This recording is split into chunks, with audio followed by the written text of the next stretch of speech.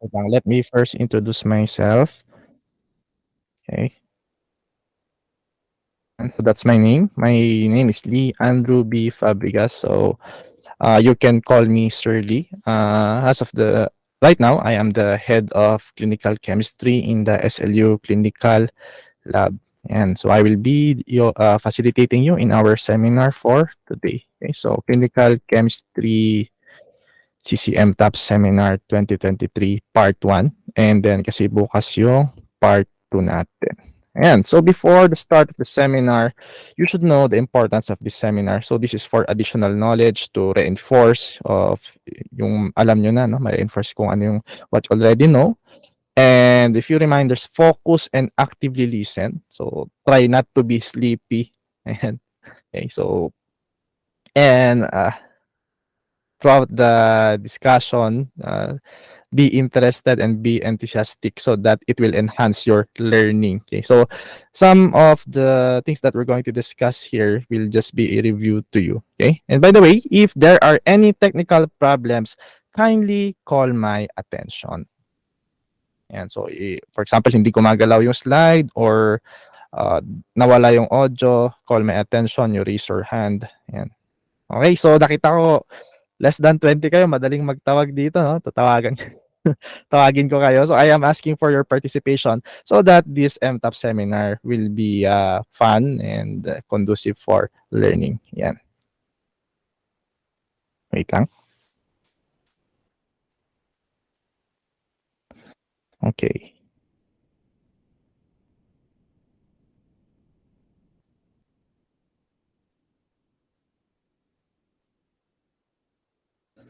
Ayan. Okay, so now the seminar will be divided in parts. So mayroong mga lecture, then meron din tayong evaluate, may mga case studies din tayo. Okay, so that it will engage you, no, to the seminar. Okay, so this will be our first topic, no? So concepts of quality control. So you have the keyword there, quality. Now, why do we need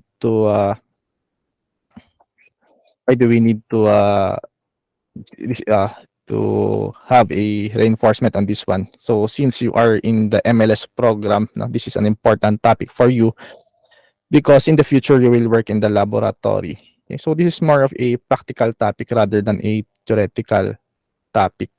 And okay, so this will be our topic outline. So importance and definition of your quality. Okay, we'll even talk about the hierarchy of your total quality management. Okay, and so isa-isa natin total quality management, quality assurance until makarating tayo dun sa quality control.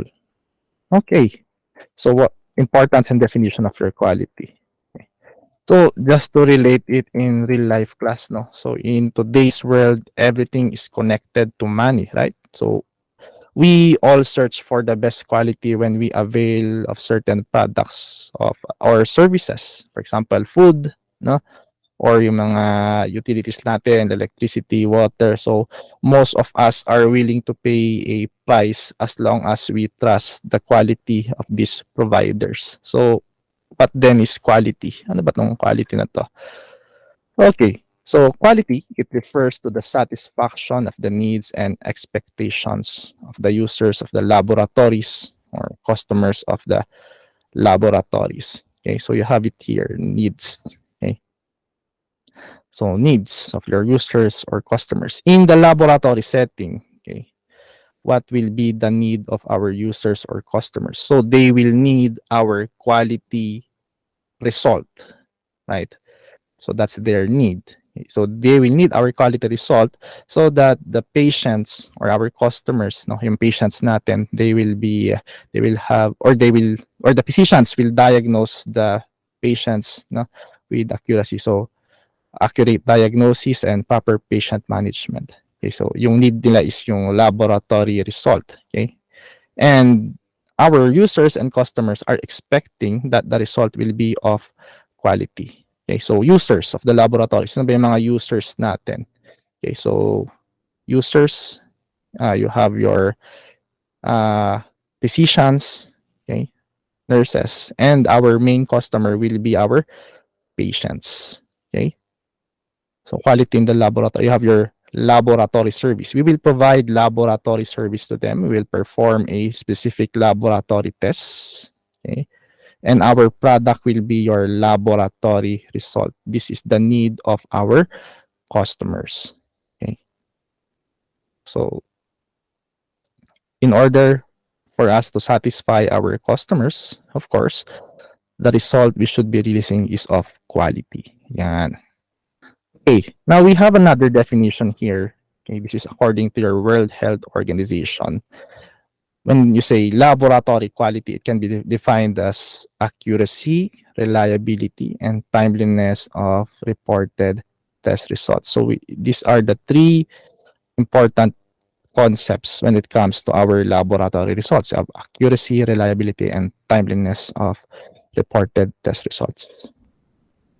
Laboratory quality can be defined with the three concepts yung na-mention kanina. The first one is you have your accuracy. Okay, so it means that the laboratory result must be accurate as possible. Okay, so accurate means accurate results means the values, okay, or the values, or they are the true values for the patient, or correct values for the patient, and that there is no error in your result. Okay, or the result or the value of the laboratory result is close to the true value. Ayan. Next, yung na-mention natin kanina, you have reliability. Okay, so second concept is reliability. In reliability, the laboratory operations must be reliable so that the end result is accurate and reliable. Okay, so when you say reliability kasi it's maintaining the level of quality over time. And then the third concept is you have your timeliness. Okay, or the last concept will be your timeliness of your results. So it is important that the reporting of these results be given in a timely manner. So why? So that they can be useful for both the patient and the requesting physician. Okay? So these three, okay, concepts should be present in order for you to say that there is laboratory quality. So all of these concepts should be present. No? Okay, tayo na example situation. For example, one concept is missing. Okay? Then we cannot say that the laboratory result is of quality, right? For example, wala yung timeliness. So the result is not timely, but the result is accurate, okay? But the result is not timely.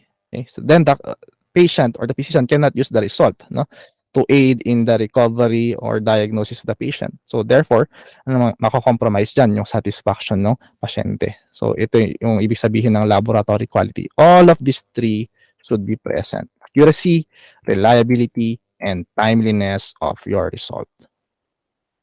Okay. What about quality in testing? So every day in the clinical chemistry section or in any section, we perform a specific test. Okay. So why do we need quality when we perform a test? Okay. Because, in the measurements, there is always some level of inaccuracy. Now, our challenge is to reduce the level of inaccuracy as much as possible, no, given the limitations of our testing systems. Okay. So, for example, 99% accuracy yung perform na test. So, is that really okay? No? So, an accuracy level of 99% may at first glance appear acceptable. Okay? Pero paano naman yung 1%? No? So, the resulting 1% error can become quite large. No? Pag hindi mo pinansin yung 1% error can become quite large in a system where many events occur. Yan. Okay. Next, punta tayo sa hierarchy of quality management. So, based on our topic outline, no, sinama ko tong mga to. We should only focus on quality control, but I think we need to include this one, yung hierarchy. Class, management skill is very important when you are working in the laboratory. Who knows? Someday, you will be assigned as the laboratory manager. Okay? Or did you know that if you are head of the section, okay, you already assume the position of a being a manager. Okay, kasama mo yung chief medical technologist, you will manage the lab. Okay, so somehow you need to know no this hierarchy. Kung ano napunta ka sa mataas na posisyon, at least you have an idea kung ano yung ginagawa no nung management doon sa taas. Ayan. Okay, so paano tong hierarchy natin? So, yung quality control is just a part of the big picture, okay, of your quality management. Okay. And then, andyan din si quality assurance. But take note that all concepts of quality fall under, okay, can you see my mouse pointer? Yan. Fall under the umbrella of total quality management. Itong quality management or yung total quality management, sakop niya yung quality assurance sa kayang quality control. So that means quality control, quality assurance fall under the umbrella, or much better term will be jurisdiction, okay, of your total quality management. Ayan. So isa-isahin natin. So ano yung malalaman natin dito? We'll try to find out kung ano yung mga processes or paano mina-manage no, o ano yung mga ginagawa dito. Ayan. Papunta muna tayo sa quality management. Okay. So, punta tayo sa pinakamataas na management. That's your total quality management, which covers the rest. Okay. Okay. Total quality management. Who is responsible in doing your total quality management? It's done by a person in the apex of the lab. Okay, yung nasa pinakataas. Pwede yan yung laboratory manager, or you have your laboratory director who has the capability to manage the people, okay? Who has the capability to manage the processes, manage the procedures, okay? And the one who can look after the total quality management. Who knows, in the future baka kayo yun. So there are other terms for quality management, like in other references you have your total quality control, total quality leadership, okay? And because everything of this is helping in improving quality, you can also call this total quality management as continuous quality improvement. Ayan. Okay, so total quality management is a structured approach to your overall organizational management. Okay, our keyword here is you have organizational. Bakit kaya? Bakit organizational? Because your total quality management involves the whole organization. It's not just the laboratory.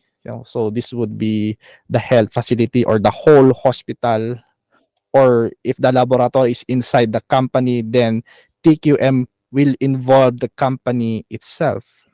Okay? Let's say the laboratory is part of the hospital. Okay? So that means the laboratory needs to communicate with the other departments inside the hospital. Ano mga other departments natin? Nursing department, X-ray department. Okay, so if the laboratory is inside the company, then the laboratory needs to collaborate with the other branches of the company. Okay, so again, so it's organizational. It will involve the whole organization. Yan. Okay, so organizational. Next, in total quality management, there will be involvement of all the employees working at different levels. So the keyword here is total, lahat, no? You have the word total, which means it will involve the employees. So if you are working for that company or hospital in the future, that means you are part of the total quality management, no? So these employees, different positions, different levels, different job descriptions or work, they will contribute to a common objective, okay, or common goal, which is to improve the quality, okay? Yeah, to improve the quality. So the purpose of having a common objective or common goal is to have a customer satisfaction. Okay, so contribute to achieving business objectives. Lahat kasama. No, they will contribute to achieve the business objective is now you have your customer satisfaction. Okay, so in the healthcare setting, who will be our customers? Sino na ulit? Okay, so you have your physician or patients. Okay, so again, TQM involves the whole organization and everyone working in it. Okay, so it focuses on improving the quality of the whole organization. Yan. So have management. Management.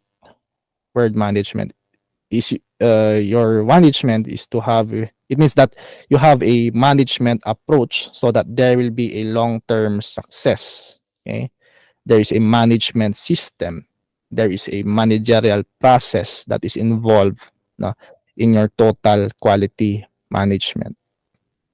Okay, and okay, so just to review, total, all of the employees, all of the departments of the hospital or company will be included in achieving a common goal, and that is now customer satisfaction. Mhm. Yan. Okay, another aim or goal of your total quality management is to decrease the cost but increase the quality. So there are two goals of your total quality management. You have to decrease the cost, okay, and increase the quality. So anything that helps you in reducing the cost of a, for example, a specific test, no, but improving the quality in the lab will come under your total quality management. Okay? You are decreasing the cost and increasing the quality. So basically, these two goals are contradictory, right? So it's like anything you need to improve, okay, you'll have to put in money. So if you want to increase your quality, you need to have a cost. Okay, ano ba ibig sabihin ng cost? An amount that has to be paid or spent to buy or obtain something. What will you obtain, no, to increase the quality? And next, do not forget that quality will yield a cost. So we have different types of your cost. So quality will yield a cost. Now let us relate it to the word conformance, no? So following, when you say conformance, following the rules or standards. Okay. So tingnan natin. Quality will yield a cost. Now we have two types of your quality costs. Conformance to requirements. Okay. You will result to conformance costs, and non-conformance to requirements will result to non-conformance costs. Of course, your conformance to requirements will be of quality. Okay? It's a quality trait. If you are uh, following the right protocol, no, to improve the quality, then that means you have your conformance to your requirements. So cost must be understood in the context of quality. If quality means conformance to requirements, then quality cost must be understood in terms of cost of conformance. Okay. And so I've obtained this table in one of our references. You have your quality cost. You want to improve the quality, you have a cost. So that could be cost of conformance or cost of non-conformance. For the cost of conformance, you have your prevention cost. Ito yung okay, training, sending your personnel to special trainings, no? Calibrating the equipments and maintaining the lab, no? That will be your prevention cost. Pag appraisal cost, this will include your inspection, okay, and quality control. Now, what if there is no conformance or cost of non-conformance? So it can result to failure. So that will be internal or that will be external, no? So internal failure costs, examples, you have your scrap, rework, or repeat runs, no? You need to repeat the test because there is non-conformance, no? External failure, complaints of the patient, no? Complaints with the service, or the physicians will now try to request or repeat request of a test, okay? And so that's your external failure costs. Okay, so take note, class.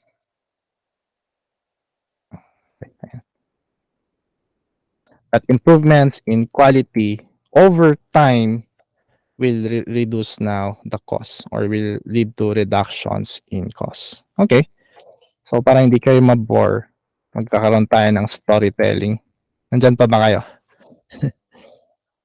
Students, tingnan ko nga. Hello? Nandyan pa kayo, students? Mag-storytelling tayo. Prepare ko tong story para sa inyo so that you can relate it to your future profession. Anyone? Okay, sige, start na. Storytelling tayo. So, sasagot kayo ha. Okay? Or you can get a scrap paper tapos dun kayo sumagot. And storytelling tayo. Okay. For example, you are in the lab, right? Okay, then you have your automated machine here.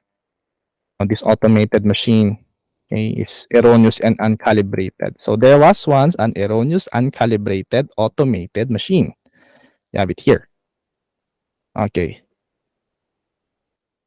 The measurement it made was inaccurate and imprecise.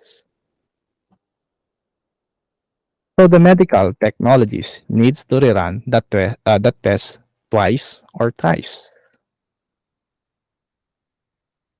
Okay. Wasted reagents, wasted time, and performance. This is a cause of... Okay, sagot. Sagot. Or tatawag ako ng pangalan. Sige. Anyone? Ayun, lumabas na yung sagot. Wala. Ayan. Okay, so wasted reagents, wasted time, and performance. This is a cause of non-conformance. Bakit non-conformance? Because you have the medical technologies who needs to rerun the test twice or thrice. So repeat tests, the results are inaccurate and imprecise. See? So this is a cause of non-conformance. Okay.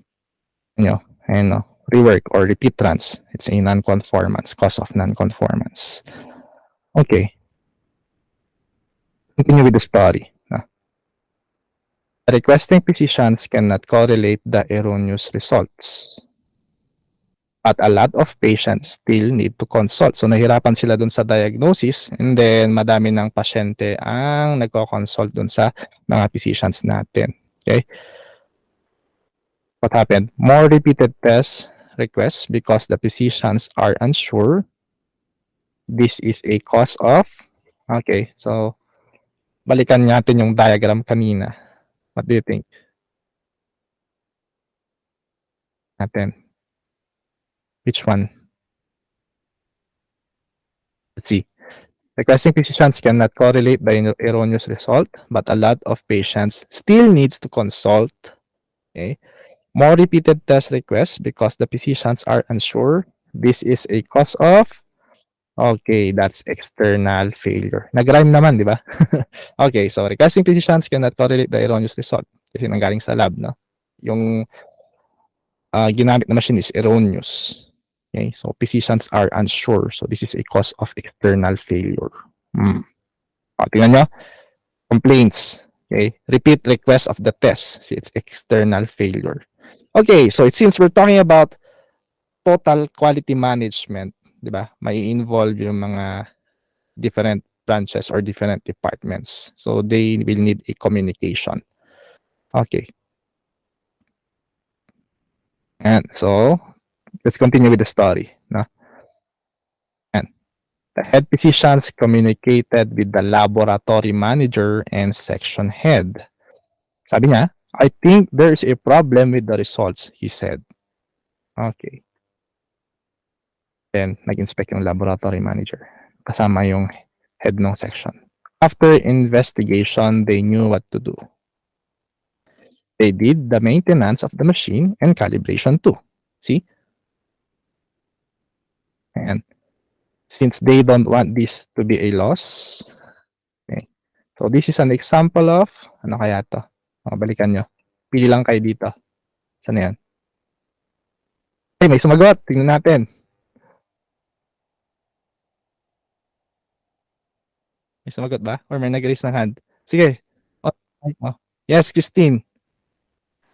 Sir, I think this is an example of appraisal cost.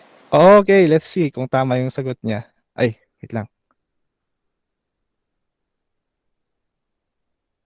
Oh, it's a prevention cost na natin. The keyword there is your calibration. Okay, so calibration, they calibrated and they maintain the machine. So maintenance. Okay, so this is more of your prevention cost. Okay, so thank you for participating.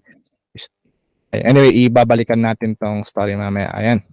Okay, section head incorporated quality control.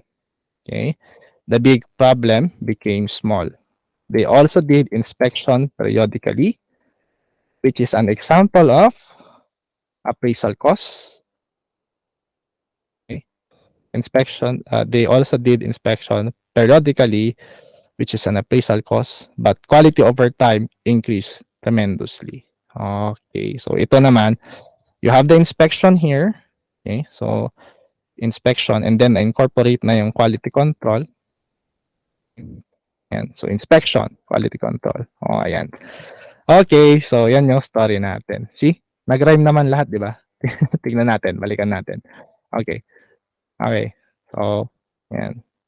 Calibrated automated machine. The measurement it made was inaccurate and imprecise. So the medical technologies needs to run the test twice or thrice. So problematic, no? Wasted reagents, wasted time and performance. This is a cause of non-conformance. See? Performance. Okay, next. The requesting physicians cannot correlate the erroneous result, but a lot of patients still needs to consult. Okay. More repeated test requests because the physicians are unsure. This is a cause of external failure. Okay. Next. Oh, nag-communicate na kasi nga total quality management, right? So the head physician communicated with the laboratory manager and section head. I think there's a problem with the results, he said. Okay, so see, nag-communicate yung dalawang department. And then the laboratory manager and the section head knows what to do. So maintenance of the machine and calibration. If they don't want this to be a loss, this is an example of your prevention costs. Next, nag-incorporate na sila ng quality control. The big problem became small. They also did inspection periodically, which is an appraisal cost, but quality over time increased tremendously. So, nagawa ba or na-achieve ba yung goal? Yan. So, you have the cost, you have decreased the cost, quality over time. Okay.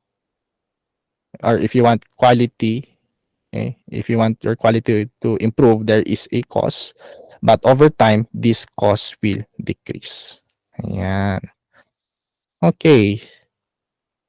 So we are already done with your the concept of decreasing the cost and increasing the quality. Now let us proceed to the principles and concepts, total quality management. Okay, I think you are already familiar with this one. You have the 5Q framework. Okay. So the principles and concepts of total quality management can be summarized in this framework. We call it your 5Q framework, which is used for managing quality in a healthcare. Okay, so it has 5 components. The first one is you have your quality laboratory process. We can call that your QLP. Then you have your quality control, followed by your quality assessment. Then you have your quality improvement. Then you have your quality planning. And so these are the components of your 5Q framework. Okay, so the laboratory process are all implemented through your quality laboratory processes. Okay, laboratory processes. What is the protocol for extracting a specimen? No, yung protocol for identifying the patient, what will be the method used. Kasama yan lahat sa laboratory process.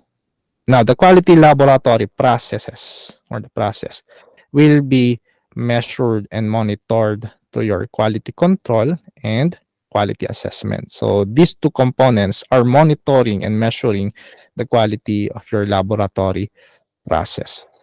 Okay. So pa-clockwise yung kanyang cycle. Okay. If there are any errors seen in these stages, okay, it will be improved through your quality improvement. Now, if there is In the process of your quality improvement, they will find the real cause of the problem. Okay? Hanapin yung cause ng problema and what will be the remedy. Now, the remedy will be part of your quality planning. Okay?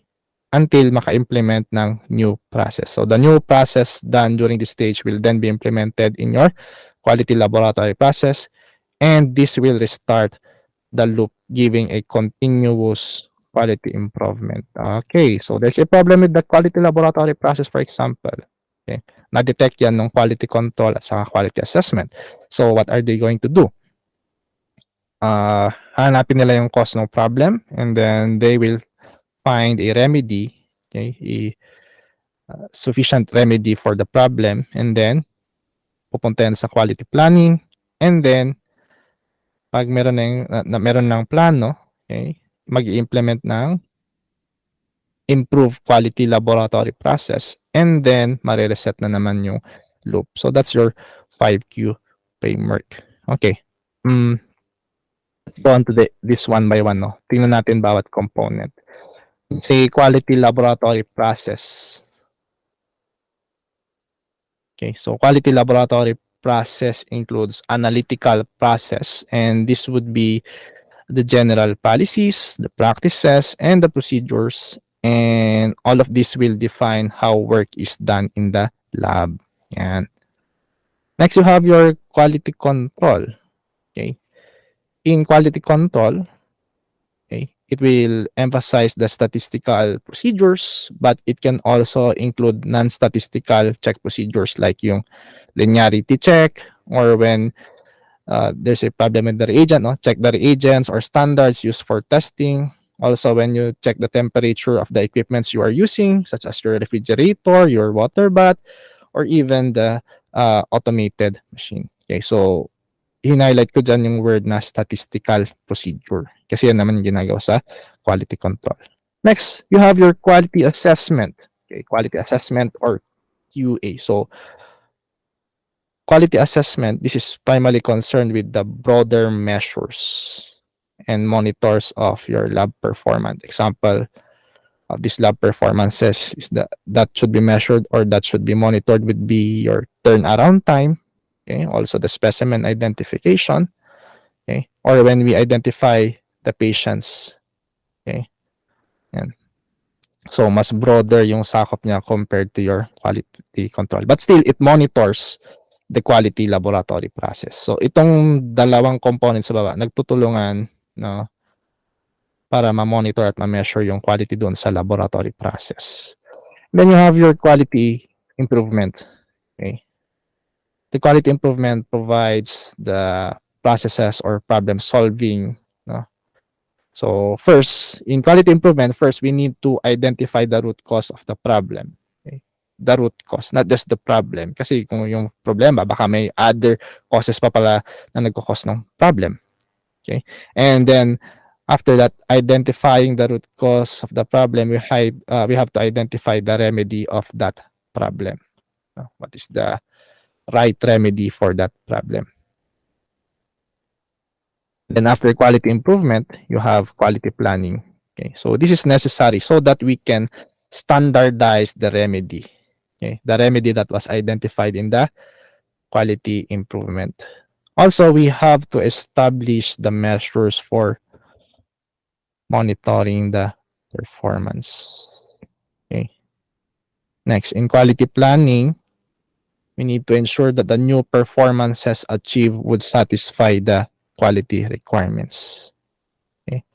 And lastly, okay, quality planning will also have to document the new quality laboratory process.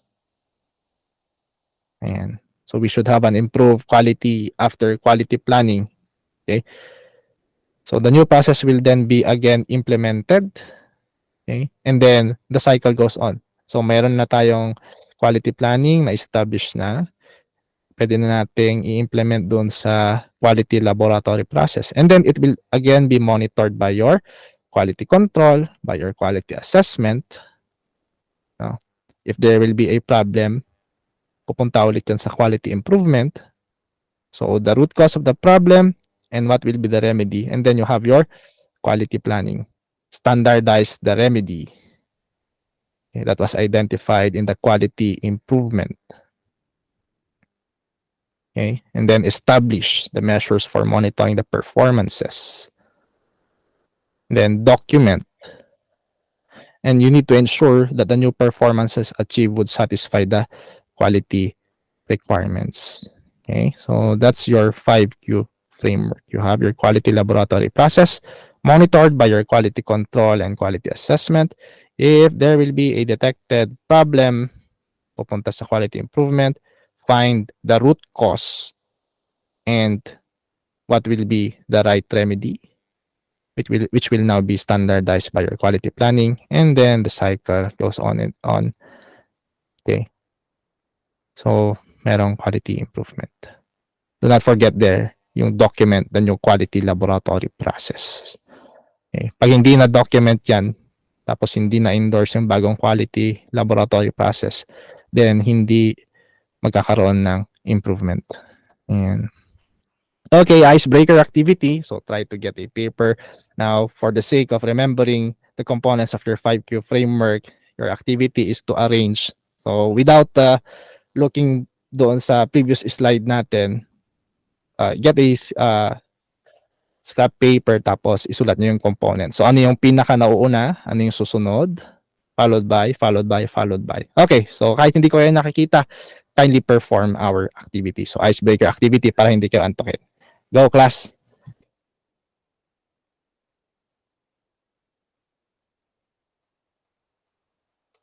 So I will give you 3 minutes. Ay, hindi, kaya ng 2 minutes yan. Nasagot niyan. Okay, so ano yung mauna? And then, pag nasulat niyo yung component, sulat niyo kung ano yung mga ginagawa doon. Okay? Or ano yung mga kasali doon.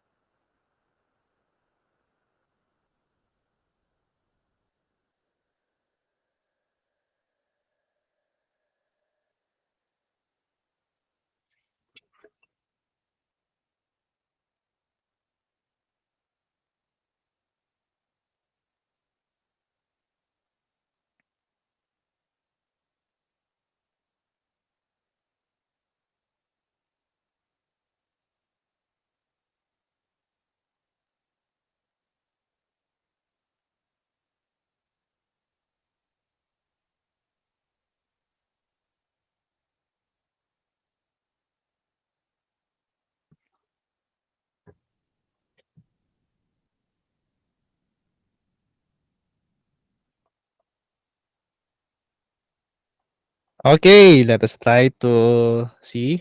No? Tingnan natin kung tama yung mga sinulat nyo. So what will be the first component? So you can turn on your mic and then sagot kayo. Okay. What will be the first component in our 5Q framework? Anyone? Okay, so our first component will be your quality laboratory process. Okay. And then this will be monitored by your quality control and you have your quality assessment. Okay. Quality control, more of statistical, right? Statistical. Quality assessment, broader. Okay. It will assess the different phases of the laboratory. And if there are errors, okay, susunod dyan si quality improvement, find the root cause of the problem or find the root cause of the error and what will be the remedy, and then i-establish ni quality planning, and then may implement yung bagong laboratory, quality laboratory process. So the cycle goes on and on. So the goal here is to improve the quality. Ayan. And again, what will be the result if there will be continuous quality improvement over time? If you can remember kanina, there will be reduction of your costs. Di ba? May-relate natin yung storytelling kanina. Ayan.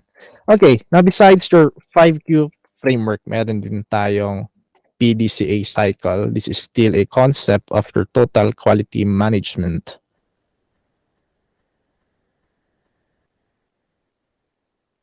Wait lang. Okay.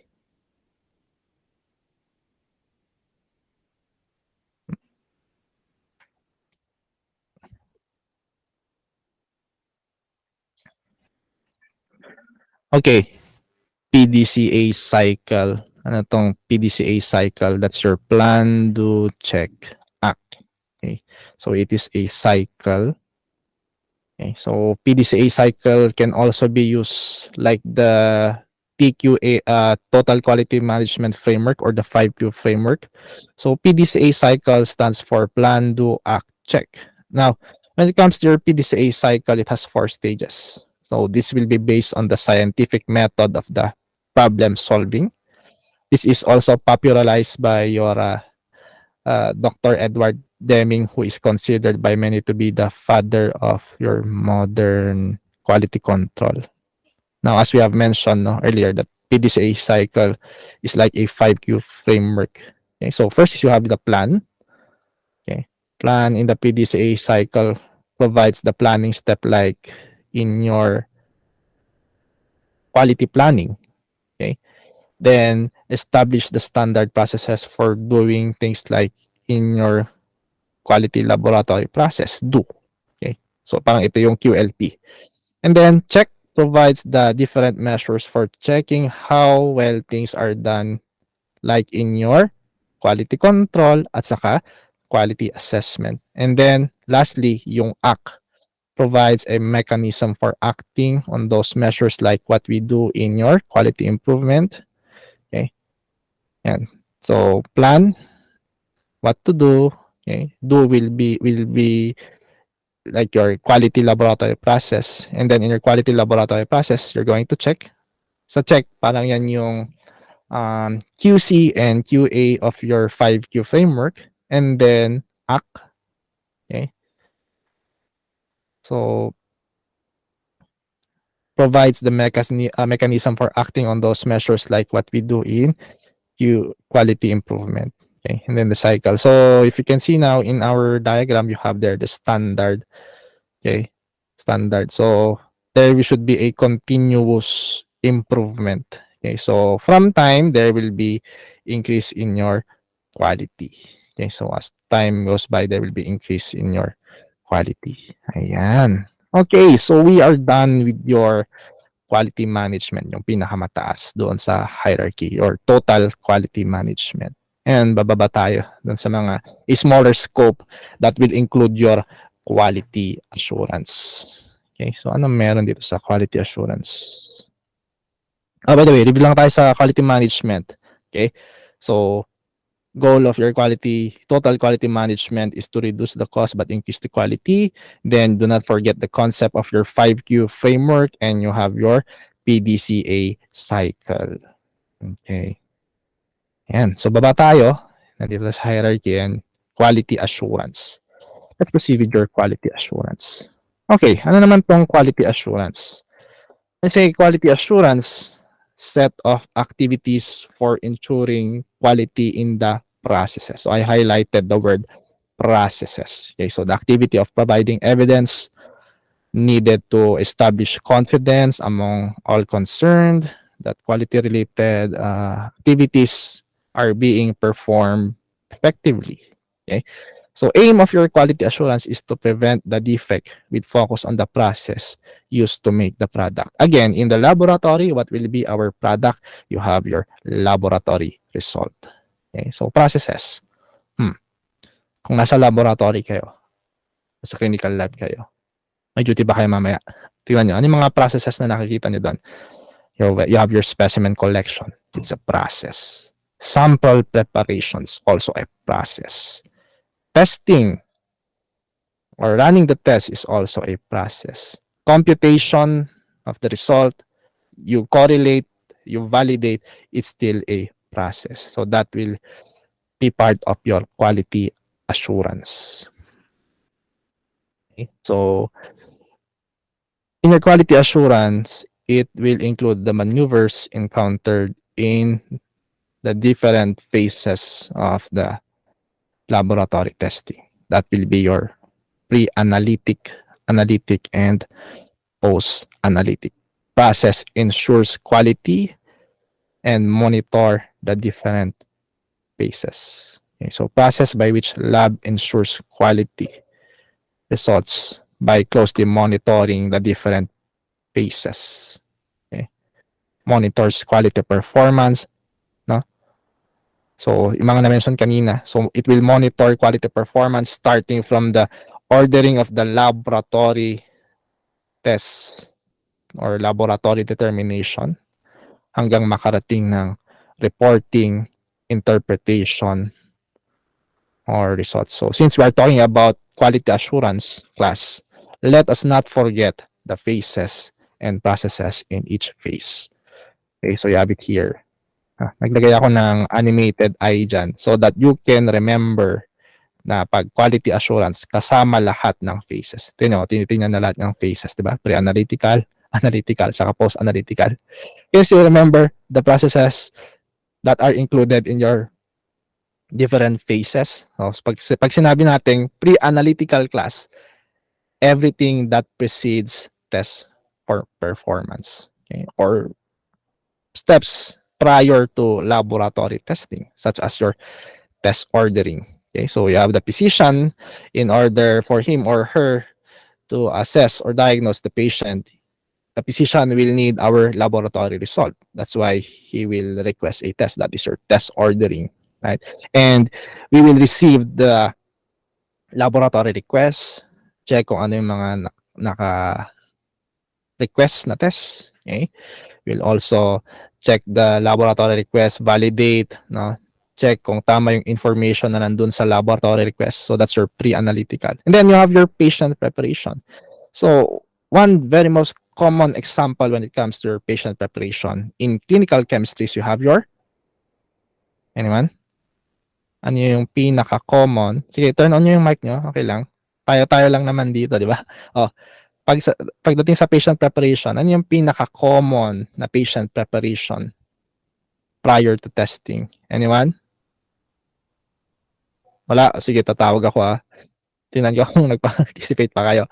Sige na, class. Let's make this class interesting and fun. Okay. Ito, tinuturo ko. Luis, are you there? Luis? Diyan ba si Luis? Yes. Morning po, sir. Okay, good morning, Luis. Now, doon sa pre-analytical, doon sa ating patient preparation, can you give one example, yung pinaka-common na patient preparation? Patient identification po. Patient identification. Hindi, nasa baba yun . One common patient preparation. Sige. That will be what? Okay, in clinical chemistry. Okay. So can you still remember your fasting class, right? So yan, fasting, yun yung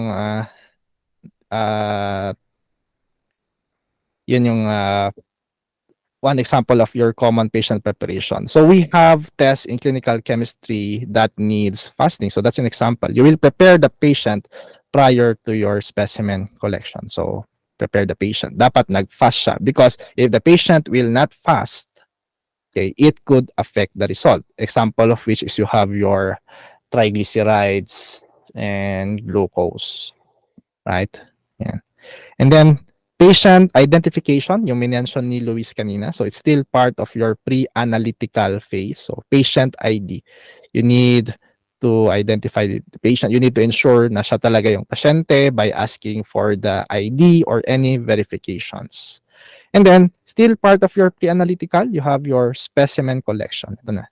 So it's not just simply extracting blood from the patient. You need to consider different factors such as the tube that you're going to use, or vacutainer tube, the equipment that you're going to use. Are you going to use your evacuated tube system, or you're going to use your syringe method? Then transport.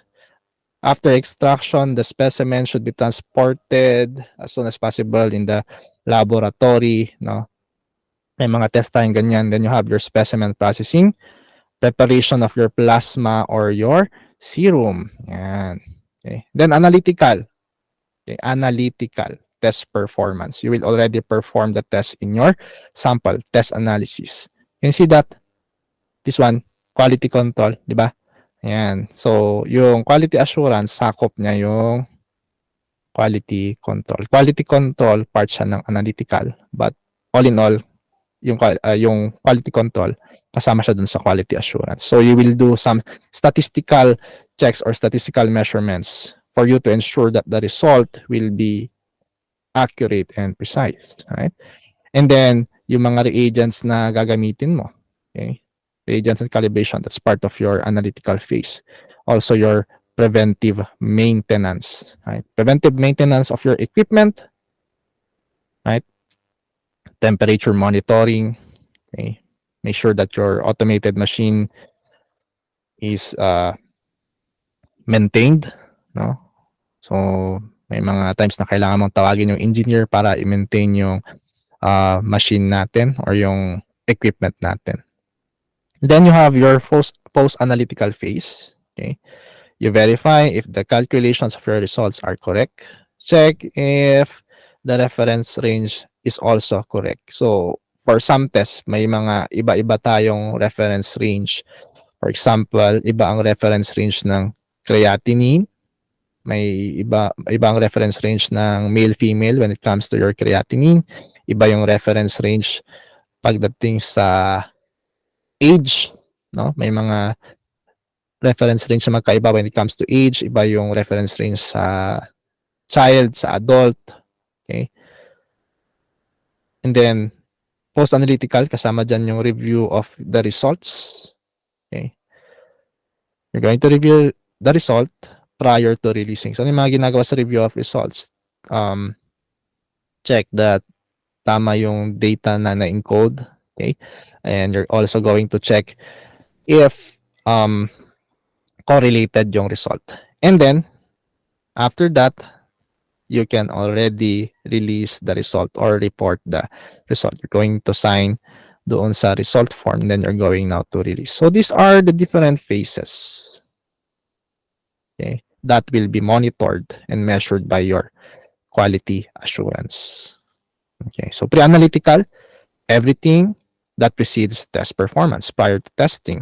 Then you have your analytical, everything related to your assay. Then you have your post-analytical, everything that comes after the test analysis. Okay. Yeah. So quality assurance will monitor all of this. Okay. Ano yung quality control? Yan, pag-uusapan natin mamaya yan kung anong ginagawa sa quality control. Okay. Now, sa quality assurance, it also has its own components. Okay, so pwede yung mapa-pre-analytical yan, analytical, and post-analytical. Kasi nga, sakop niya yung tatlong phases. So, when it comes to quality assurance, ano yung mga ginagawa natin? Patient identification. Okay, so this is more of your pre-analytical, right? So, in patient identification, paano mo incorporate yung quality assurance? So, when you identify the patient, there should be verification, right? Or your three-way ID. You're not just going to ask for the name of the patient. Pag nasa hospital, you check for the patient tag, no? I-verify nyo sa watcher kung siya talaga yung pasyente or i-check nyo yung ano ba yung mga ginagawa natin. Basta dapat three-way ID, no? So 3 ways to identify the patient. Okay. Oh. Next, you have your sample collection. In your sample collection, no, paano ma-incorporate ang quality assurance? Our main goal is to extract a quality specimen. When you say quality specimen, the specimen is not hemolyzed. Okay?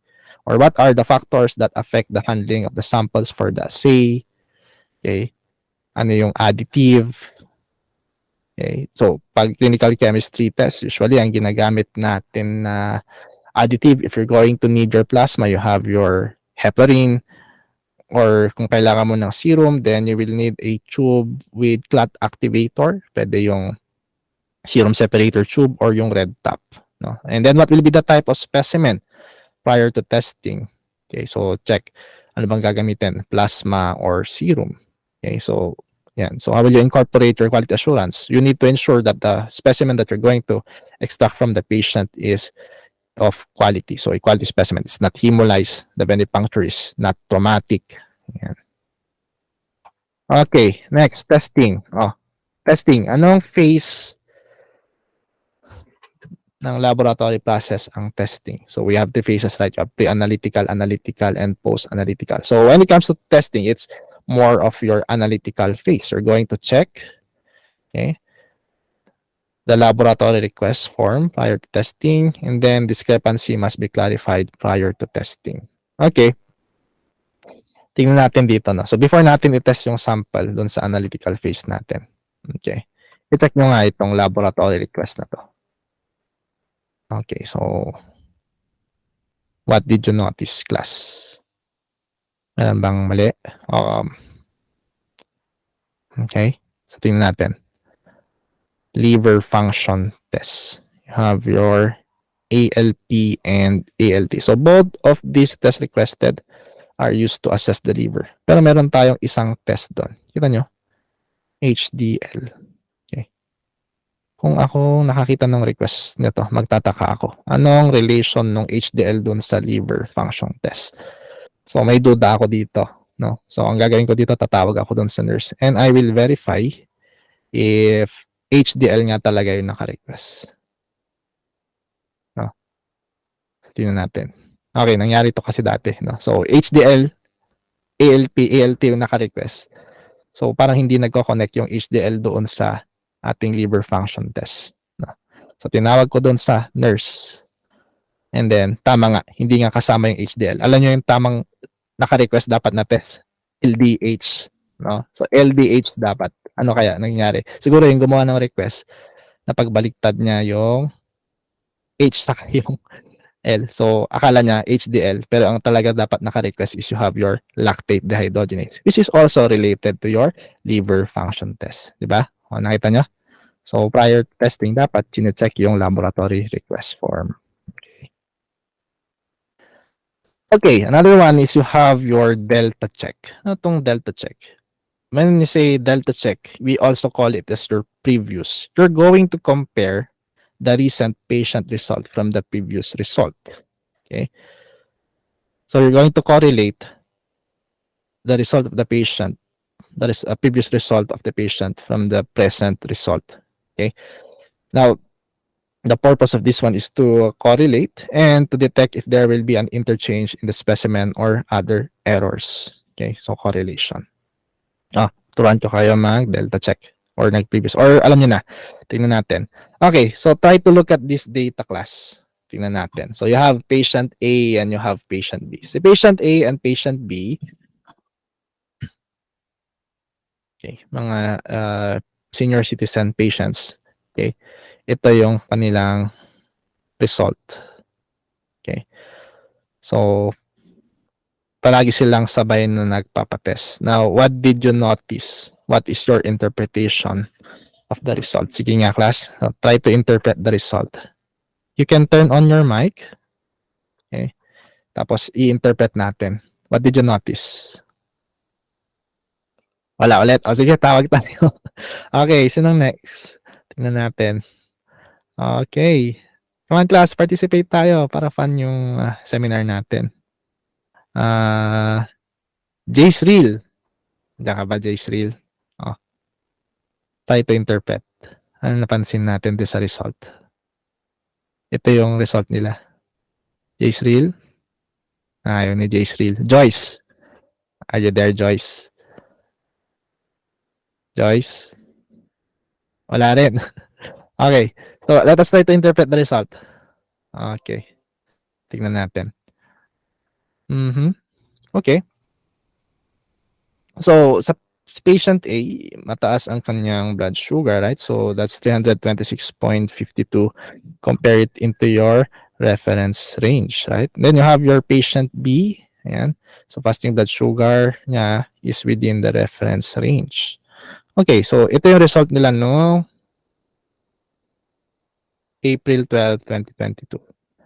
Okay. Ayan, pinahanap ko yung kanilang previous.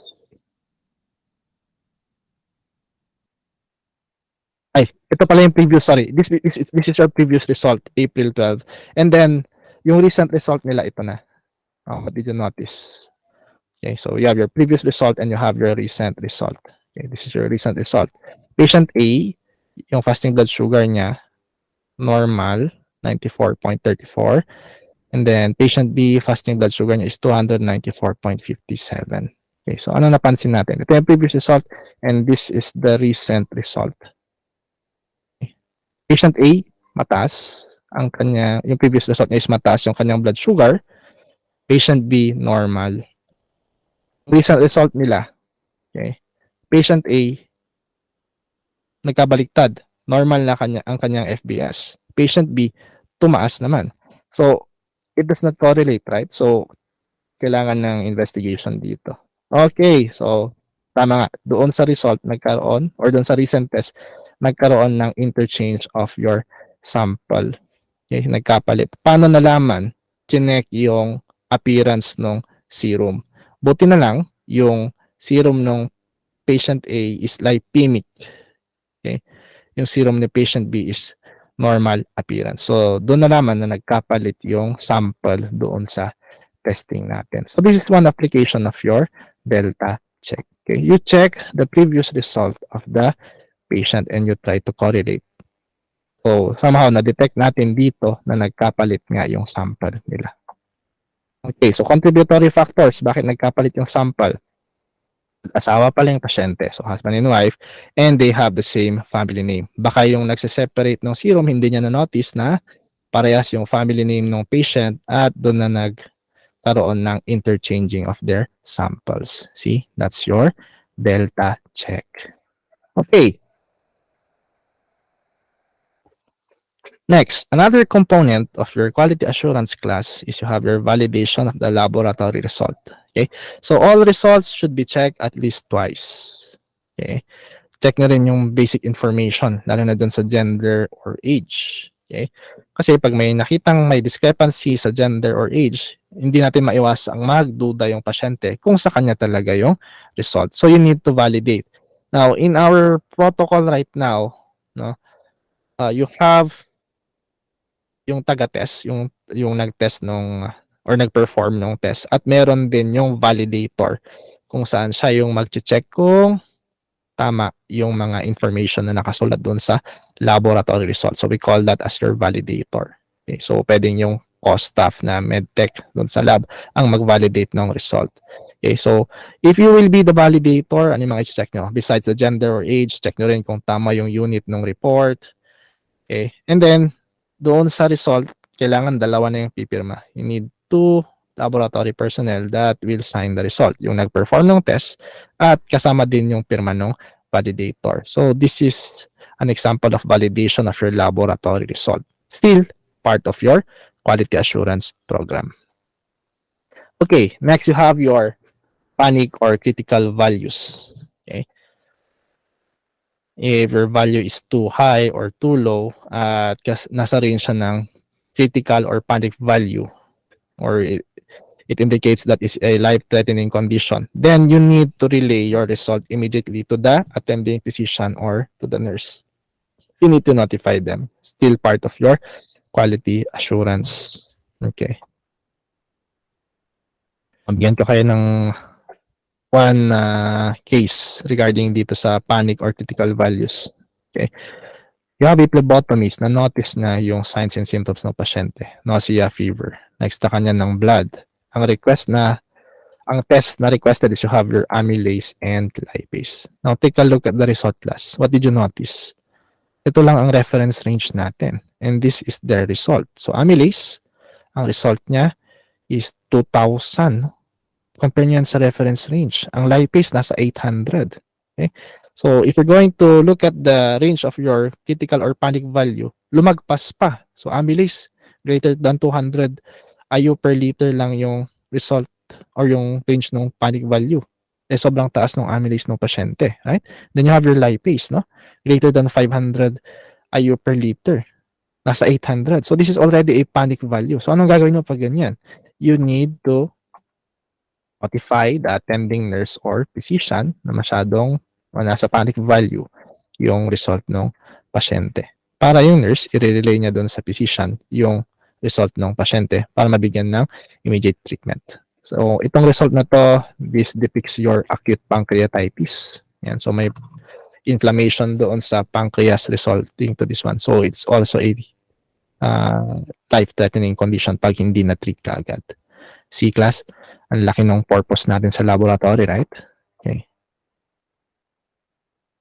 Relay mo yung panic value para mabigyan ng immediate attention yung patient. And so that's your quality assurance. So we need just have a recap of your quality assurance. When you say quality assurance, it monitors all of the phases of your lab. So may mga different components siya, such as your Delta check, okay, extracting a quality specimen, validating the result. So these are examples of components that nakasama doon sa ating quality assurance. Okay, so tapos na tayo sa quality management. Tapos na rin tayo sa quality assurance. Now, we will narrow down our scope. Let us proceed to your quality control. Okay. So when you say quality control, this is more of your testing phase. How will you ensure that the result you're going to release is accurate and precise? You have your quality control. Okay. Okay. So according to the definition of your ISO, okay, to the definition of your ISO, when you say quality control, operational techniques and activities that are used to satisfy quality requirements. So activities, okay, it is a system, or these are techniques and procedures that monitor the performance parameters. It is a system verifying and maintaining desired level of quality in an individual test process. Okay, so quality in the clinical chemistry or quality control in the clinical chemistry. Okay, you have statistical process. When you say statistical process, you will do some computations. You will establish a graph. And you're going to do your QC daily to monitor and evaluate the testing process or the analytical process. Okay. So quality control, these are quantitative technique that monitor your particular sources of error. And then estimate kung gaano kagrabe or the magnitude of error. And if there is the presence of the error, it will alert the laboratory personnel. Okay. Yan. Ayan. Okay.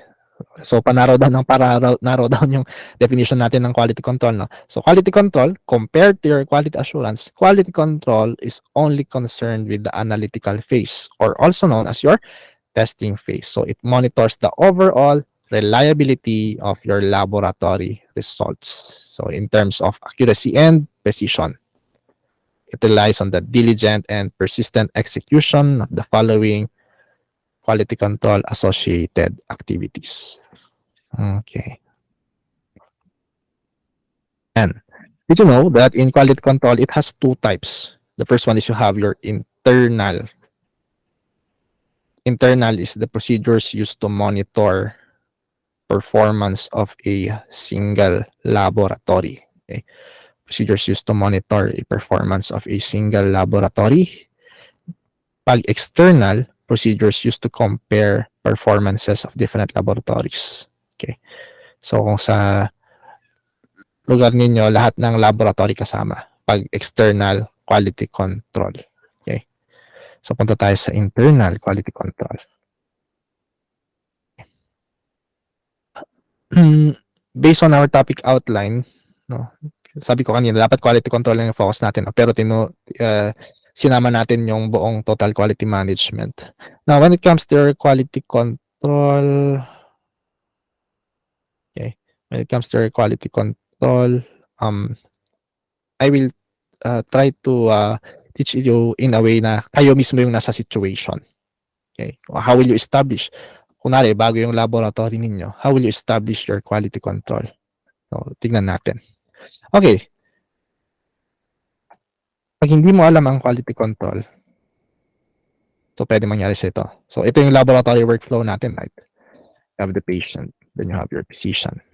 Now, in order for the physician to diagnose the patient or to manage the patient, he or she will need a lab or to request a specific laboratory test. So you have your laboratory request. Tapos yung laboratory request, nakarating sa laboratory. Okay, you will receive the laboratory request, right? Now, pag na-receive mo na yung laboratory request, you already know kung ano yung test requested and you will know kung anong type ng specimen yung kailangan. And then, you will already extract blood from the patient. So, phlebotomy. Anong blood yung patient sa lab, and babalik ka sa lab, and then ipaprocess mo yung sample, magsa-sample preparation ka. So that could be either serum or plasma preparation. After mo ma-prepare yung sample, going now to test it, right? So nasa analytical phase ka na. Ayan. Then, nung analytical phase, after validating, after correlating, so ma-receive na nung physician or ng patient yung kanyang result. Okay, now, if you will not incorporate quality control, pwede mangyari sa'yo to. Kunwari, na-receive na nung patient yung result niya, right? Alis na siya. Hanggang ka. Okay. Ayan. Kung hindi mo ginawa yung quality control, if you do not know your quality control, pwede mong maitanong sa sarili mo to. Are your results really that accurate? Diba? Kasi hindi mo ginawa yung quality control. You did, dahil hindi mo ginawa, hindi ka sure kung accurate and precise yung result na ginawa mo or yung test na pinperform mo. Okay. Or, kunwari, pagka-uwi mo, syempre, nakatulog ka na, right? Mamaya gisingin ka nung isip mo, sabi niya, how sure are you that your results, that the results you had released are accurate? Tapos bigla kang magigising. Ay, oo nga, no? Oh, bakit nangyari sa ito? Kasi you do not know your quality control. See? So, quality control is important. How are you going to establish your quality control? So, we will do it step by step. No? We'll do it step by step. Yan. Okay, sa internal tayo. This is internal quality control. Again, internal quality control, the purpose is to detect the analytical error in your analytical phase. Internal quality control will prevent the reporting of incorrect patient results. So if you know your quality control, you have no problem in releasing your results. So it's still part of the performance monitoring that occurs after it has been established. So where would you begin? To incorporate quality control in my laboratory, or I want to improve, or I want to do my quality control so that I will release, or I can release accurate and precise results. Okay, so you have your analytical method. Okay, sabihin natin bago yung laboratory mo. And then, doon ka sa clinical chemistry section. Now, you will choose what analytical method are you going to use for the different tests. So ito yung diagram. You have the different analytes. Example of which you have your analytes. Ito yung mini-measure natin dun sa lab, right? So analytes. So FBS or blood glucose, cholesterol. Ano yung mga method na gagamitin mo or analytical method na gagamitin mo para ma-measure yung concentration ng analytes? So are you going to use your automated method? Okay, meron kang machine, semi-automated, or you're going to do the manual procedure. So when you say analytical method, it's a definitive procedure that produces a test result. So in establishing your internal quality control, may mga parameters ka na kailangang i-consider pag pumipili ka ng analytical method mo. Okay, so ano yung mga i-consider mo? The reagents that you're going to use, the principle of the test, available ba yung mga reagents or yung machine pag pipiliin mo yung analytical method, and what will be the cost.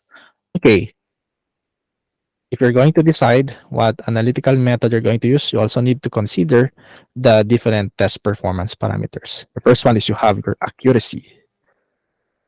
Gaano ka-accurate yung analytical method mo. So when we say accuracy, this is the degree to which a measured value agrees to the true value. So degree to which a measured value of an entity agrees with its true value.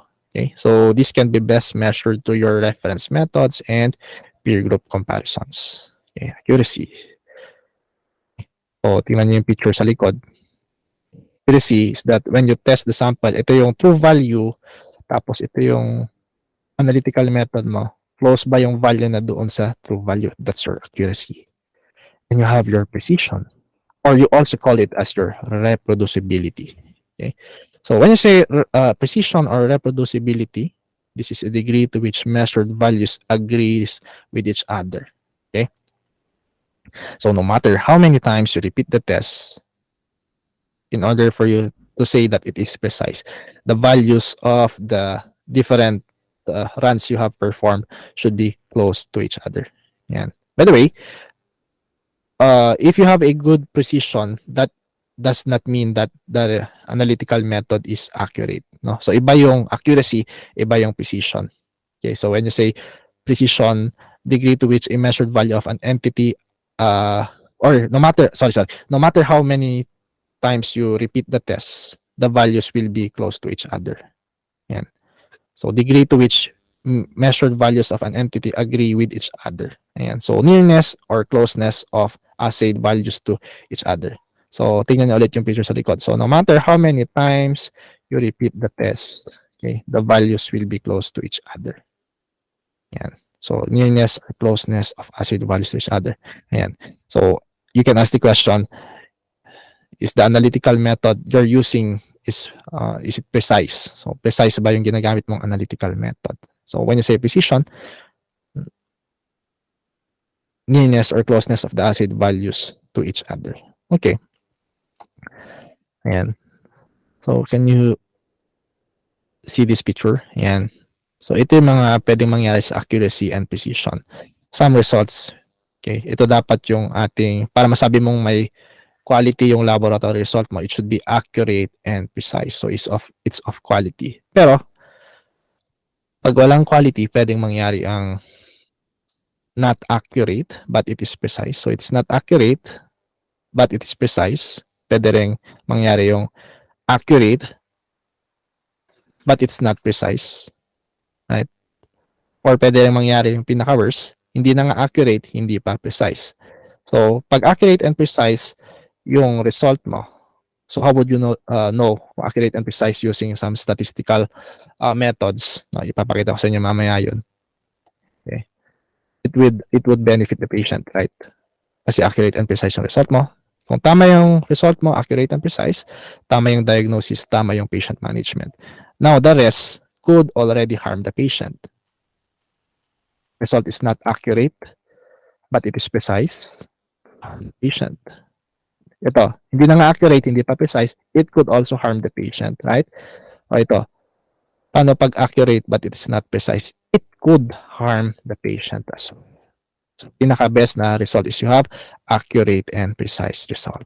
Okay, so that's your accuracy and precision. Accuracy, closeness of the test value to the true value. Precision, no matter how many times you repeat the test, the values are close to each other.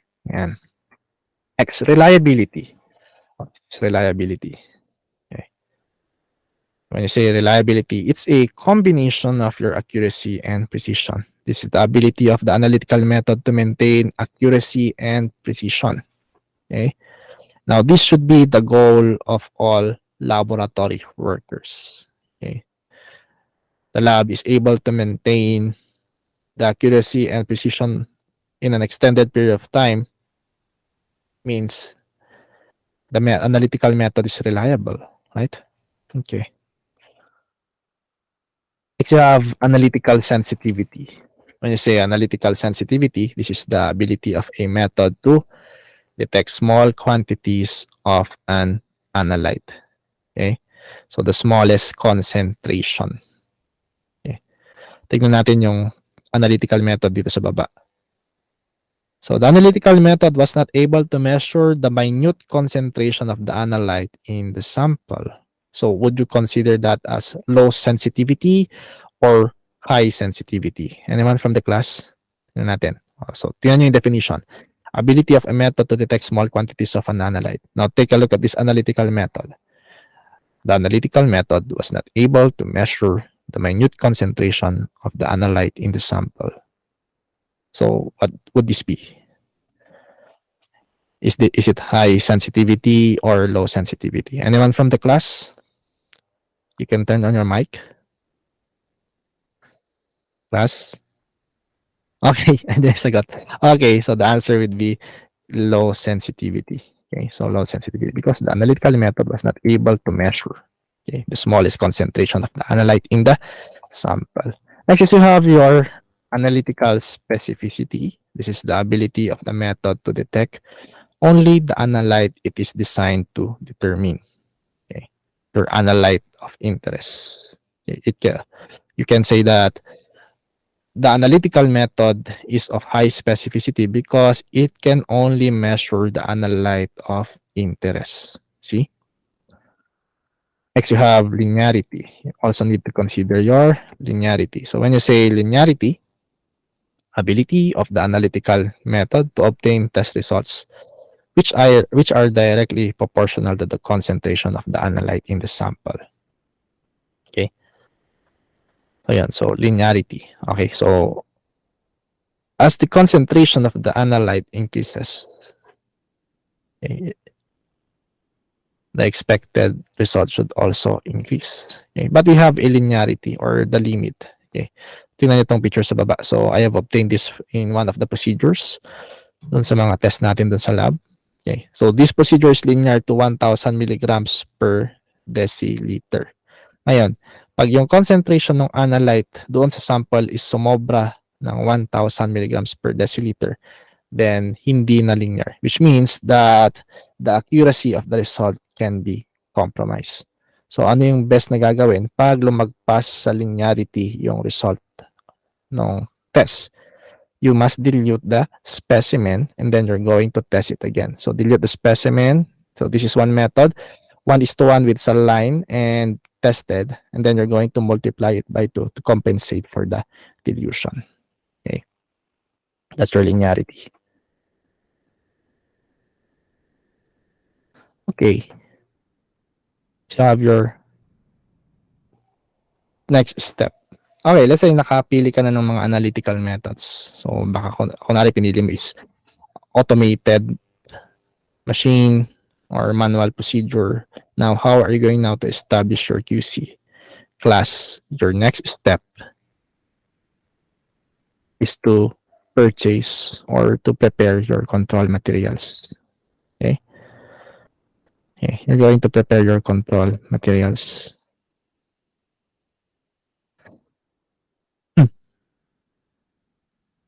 Okay, so ano yung mga control materials natin? So we have also different types of your control materials. Okay, nagagamitin mo para doon sa quality control ng analytical methods mo. Okay, so two types of control materials. The first one is you have your pooled control sera, and the next one will be your commercially prepared control.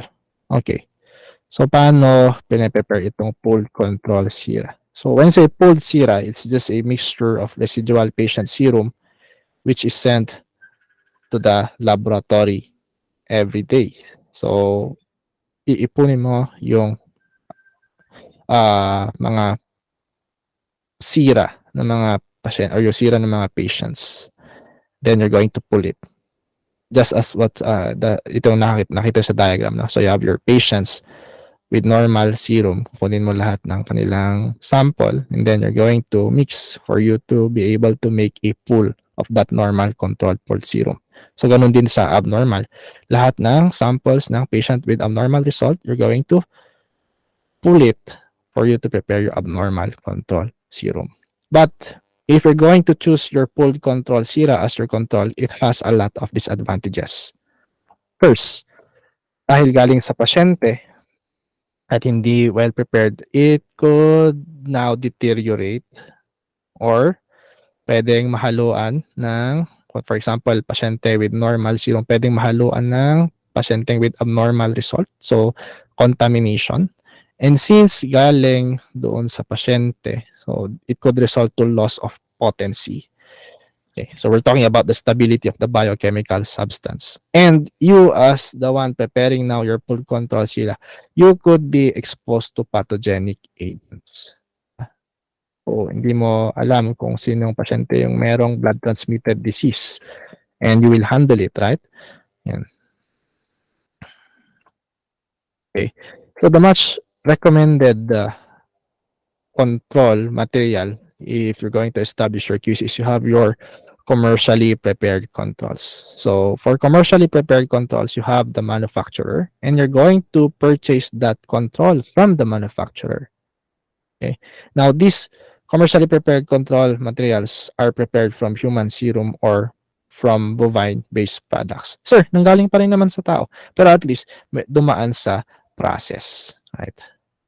Okay, so if this is your laboratory and you want to purchase that commercially prepared controls, so contact mo yung manufacturer. Okay, yan. Of course, money will be involved, right? So lab personnel will purchase or will order a control material from your manufacturer. Commercially prepared control materials will be delivered to your laboratory. Okay, so example yan is yung Biorad. I'm not advertising, I'm just showing an example of a control material, commercially prepared control material na pwede mong i-purchase. Yan. So ito yung itsura niya. Ito yung actual na itsura ng control material natin. See, this is your normal L1 control. Yan.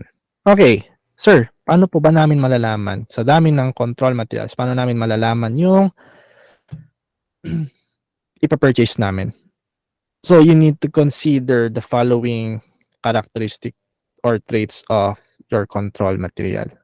First, materials must be available in sufficient quantity. Okay. So one vial, ilang ml ang pwede mong makuha dun sa one vial na yun. So 5 ml. So sufficient quantity. Next, your control material should behave like real specimens. Ba? If you're going to look at it, yung commercially prepared control materials natin, bovine base or galing pa rin naman sa human, right? So it's it will behave, you know, like a real specimen. Next, the control materials, no, that you're going to purchase should last at least a year. Sir, will it mean that we're going to purchase a lot of these control materials? No. Ang gagawin mo is i-check mo yung lot number. For example, naubos na yung one tray of control materials mo. One tray of control materials. Now, magpa-purchase ka ulit, right? Now, yun yung na-deliver na bagong control material, you should compare kung parehas yung lot number. Okay? Kung parehas yung lot number, ibig sabihin, parehas yung manufacturing period nila. Okay? Next, you have your control material should be aliquoted in stable form. Okay? So how can you say that the control material is stable? So one way that you can say that the control material is stable is that it is in lyophilized form. Sir, ano po yung lyophilized? When I say lyophilized, it's in powder form. Okay, naka-powder form siya. Ibig sabihin, there is a removal through the process, there's removal of your water. Okay, without applying heat, that's lyophilized. Eh sir, paano namin makagamit kung lyophilized yung control material namin?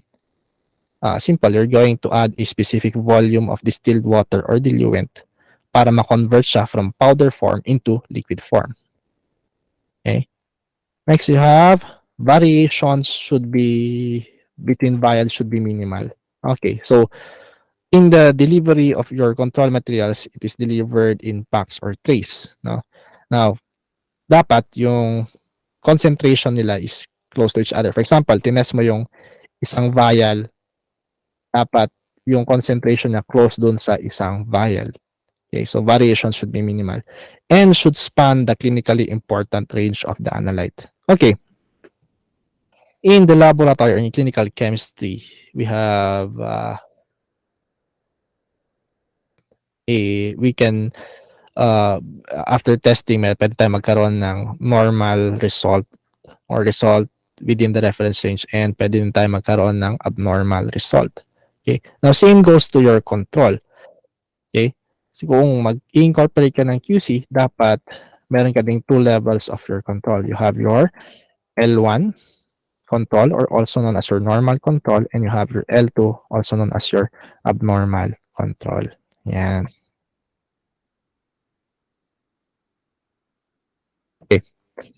Okay, sir. Naka-purchase na kami ng control materials. Now, what will be the next step? Okay. Right. Now, you're going to test these control materials together with your patient samples. Okay. So, control materials must be analyzed 5 and 20 days. But if your analytical method is highly precise, 5 days is enough.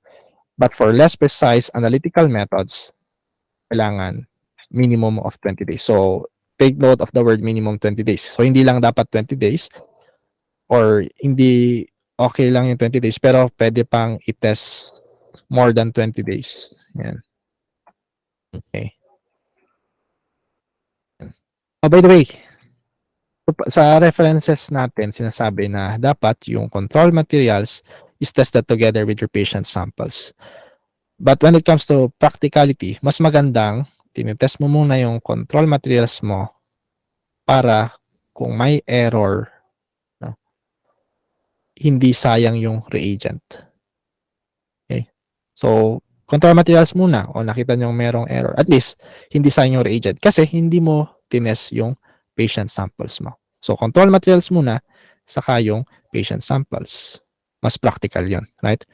Okay.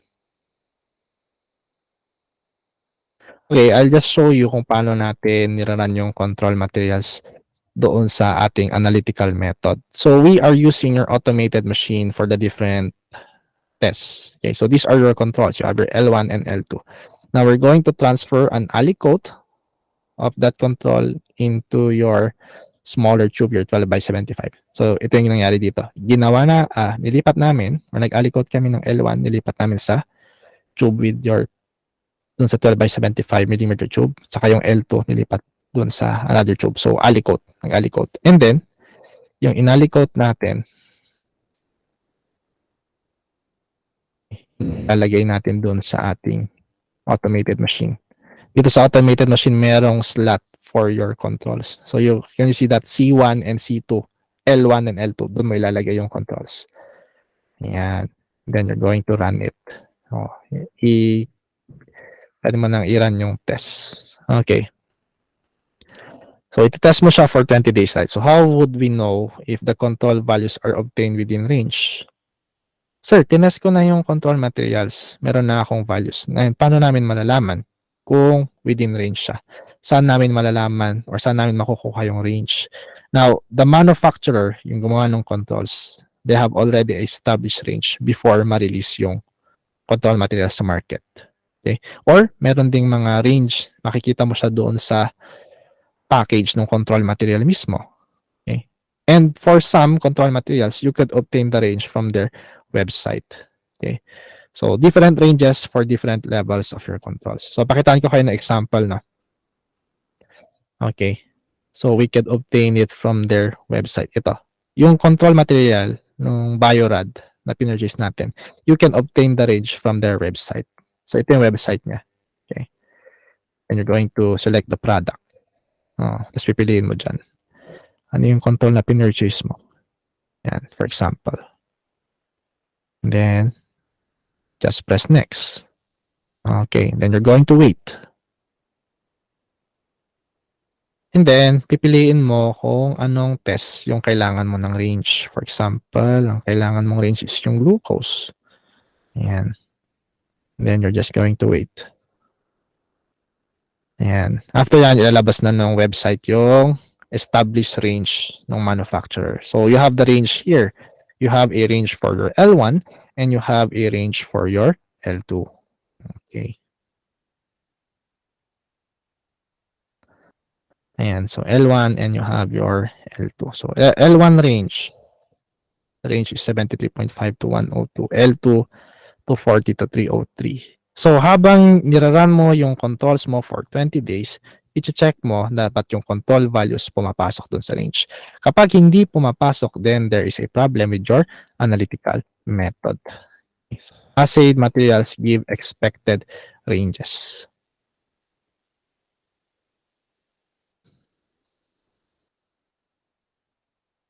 Okay, so nakuha na natin yung range from the website of the manufacturer. Okay, share ko lang ito. No? Take a look at this one. Tingnan yung reference range ng laboratory result. 70 to 105. Tingnan nyo yung range ng L1 control. 73.5 to 102. If you're going to notice, magkalapit yung reference range. Why? Because it's a normal control. Okay? Kuha nyo, ito, i-compare nyo yung reference range doon sa L2 natin. 240 to 303. Okay? So, yung range ng L2 is mataas. Why? Because it's an abnormal control or your L2. Yan. Panoorin yung slide na to. Okay, so kung gusto mo ng more of statistical, yung nakuha mong range, pwede mo siyang i-convert sa Leibniz chart. How? Yung x-axis will be the time or frequency, then the y-axis will be your control limits. And do not forget your Gaussian distribution. So, i-review natin to. Okay, so for your Gaussian distribution, you have your Gaussian normal distribution. Okay. So this describes many continuous laboratory variables and share several unique characteristics. Okay. So the distribution of your Gaussian is symmetric, meaning half of the values fall to the left of the mean and the other half fall to the right. Parang ganun din sa Leibniz chart natin, right? Do not also forget your 68, 95, 99 rule. So this summarizes the above relationship between the area under Gaussian distribution and your standard deviation, which means in any Gaussian distribution data, 68% of the data fall between your plus or minus 1 SD, and then 95% of the data will fall in your plus or minus 2 SD, and yung 99% lahat ng data sakop niya fall between your plus and minus 3 SD. In our references, you can say that the value is acceptable if the value falls in between your plus 2 SD and minus 2 SD. Okay? And, ito yung nakuha nating range sa website. Pwede may convert yan sa Leibniz chart. Okay? So, anong gagawin mo? Yung mean, ilagay mo doon sa gitna. So, for example, 87.5, ilagay mo yan sa gitna. Di ba? Then, yung lower limit, ilagay mo doon sa minus 2 SD. Kasi nga, ang acceptable lang is yung plus or minus 2 SD, right? Okay, so 75. And then yung upper limit, ilagay mo doon sa plus 2 SD. Yan. Now, meron tayong blanco dito kasi hindi na-specify. Meron tayong plus 1 SD doon. How can we obtain that data? Using this formula. Plus 1 SD will be equal to the mean plus 2 SD, and then you're going to divide it by 2 para makuha mo yung gitna. Kasi nasa gitna siya nung plus 2 SD sa kanong mean, right? Then you will obtain your plus 1 SD. Then you have your, sa baba, ganun din. Hanapin mo yung gitna nung mean sa kanong minus 2 SD. Then you have your minus 1 SD. So you could use this chart habang in-establish mo pa lang yung quality control or yung in-establish mo pa lang yung Leibniz chart. So the computed standard deviation for this one is you have 7.25. Ituhin mo yung plus 3 SD. Okay. Pag plus 3 SD naman, pwede mo idagdag yung standard deviation mo for you to obtain your plus 3 SD. SD. But pag sa minus 2 SD, you're going to get the difference between your minus 2 SD and your standard deviation. Okay, so ito na yung pwede mong gamitin habang nagra-run ka ng 20-day control values. For example, day 1, ito yung control value mo. So, pasok siya. Pag day 2, nandito yung control value, may ibig sabihin, merong problema. Kasi ang acceptable range natin is plus 2 SD to minus 2 SD. Ayan. Okay, so ito yung example ng Leibniz chart.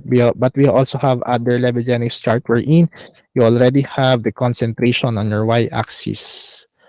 And then, dun sa x-axis, nandyan pa rin yung time or yung day. Ang gagawin mo na lang is you're going to make a line kung nasaan yung concentration. Alright, class. For us to establish your Leibniz chart for your quality control, obtain the control values, right? So, sabi kanina, run at least 20 different days during the stable method. When I say during the stable method, parehas yung condition. Sir, pati ba yung magra-run ng controls dapat iisang tao lang? Hindi naman. Okay? Yung condition, like yung for example, tama yung temperature, parehas yung reagent, parehas yung analytical method in order for you to establish your Lebedjennings chart. Ito yung gagawin dyan, di ba? Ilaran mo yung controls mo dun sa machine for 20 days. No? So, pwede every morning, so gagabi, then umaga ulit. So, gagawin mo to for 20 days. And the controls in your analytical method. Okay, so sabihin natin, na-obtain mo na yung control values. 20 days yun. So, day 1, day 2, yan. Day, night. So, same condition, you have already you have already obtained the control values. Okay, so what will be the next step? After you have obtained your control values, compute for the mean or the average of your control values. This is your data. Okay? You can get your calculator and compute with me para makuha natin yung mean. So, kunin mo yung mean. Ayan.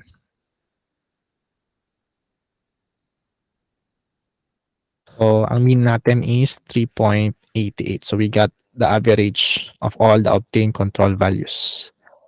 After computing for the mean, you compute for the standard deviation. Okay, for the sake of remembering, okay, we will compute this, no? Para maalala nyo kung paano mag-compute ng standard deviation. Okay, so, konting computations lang yan. So, paano natin i-organize yung computation natin?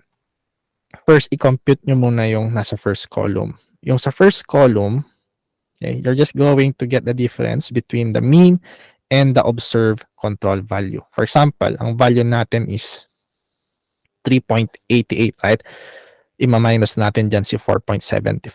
Sir, magni-negative, it's okay. Kasi nga, kino-compute pa lang naman natin, right? So, first column.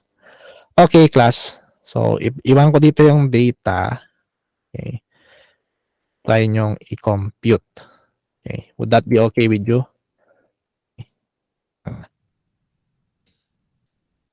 So, pwede nyo picturean. Yan. Tapos, i-compute nyo yung first column.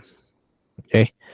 So, mga 10 minutes. Ayan. And then, after nyo ma-compute yung nasa first column, you're going to compute for the next column. Ano yung gagawin? Ay, sa second column, anong gagawin natin? For the second column, you're just going to square the computed difference.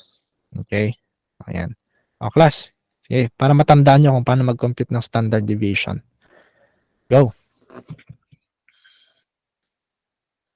Escape.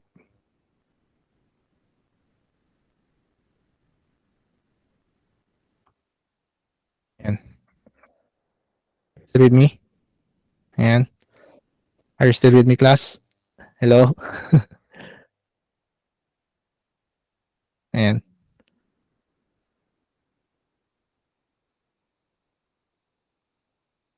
Okay, mga 10 minutes. Okay?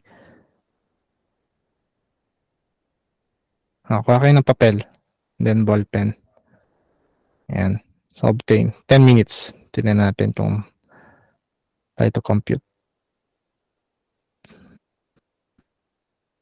Nasaan na siya? Okay, it's over here. Okay. 10 minutes ha. Babalikan ko kayo.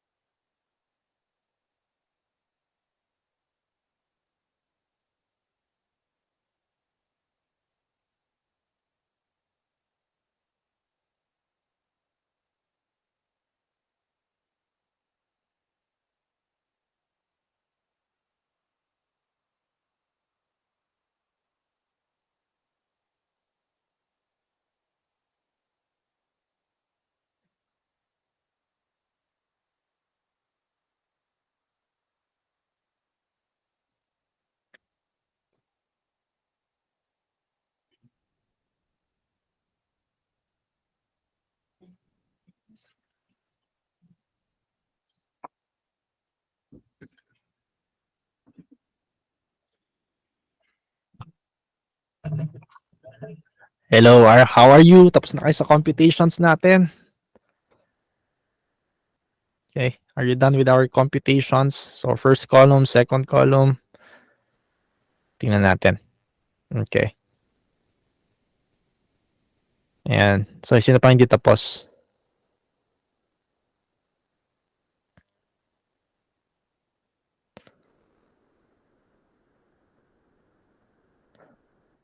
Okay, let's try now to see if your computations are correct. No. Okay, so ito yung mga results dapat na na-obtain nyo. So the standard deviation should be 0.33, right? So again, in computation of your standard deviation, okay, so in manually computing your standard deviation, so ang unang gagawin nyo is you have your first column, right? You're going to get the difference. How? Mean minus the observed control value, or yeah, then you're going to square it, right? So yeah, and you will have your result of your standard deviation. After obtaining the square, you're going now to um, get the sum, okay, or the summation of the squared differences.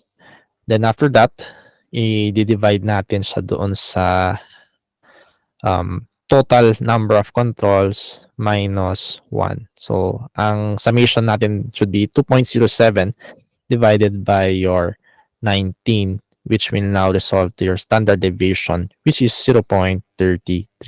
Yan. Okay. Sir, tapos na namin makompute yung standard deviation. Now, the next step is to compute for the limits. Okay, so we need to complete our Levy-Jennings chart para ma-establish natin yung control. Okay. So, what will be the formula? Simple lang. Para makuha mo yung plus 1 SD, going to get the mean plus your standard deviation multiplied by 1. Pag plus 2 SD naman, mean plus your standard deviation multiplied by 2.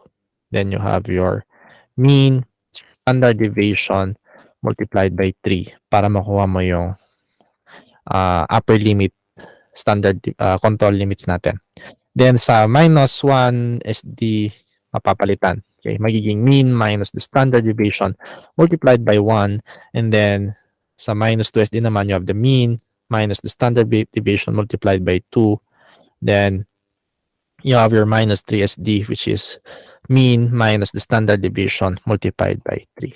Ayan. So after obtaining computation for your all limits, we can already complete our Levigenis chart that will be used for quality control monitoring. So ito na yung gagamitin natin para mag-monitor tayo ng quality control. So you can print that out if you want to plot it annually. No? And okay. So if you are planning to prepare another QC chart, okay, or if you're going to prepare another QC chart or Levigenis chart for the next month, kunin mo or obtain the values from the previous month. For example, you want to prepare a Levigenis chart for March, you're going to obtain the control values, or you're going to compute, or you're going to prepare it using the values obtained from the previous month, which is your February. So, ganun yan. So, for example, July, magpe-prepare ka ng Levigenis chart. You're going to obtain your values. Okay? You're going to obtain your values from June. Ba?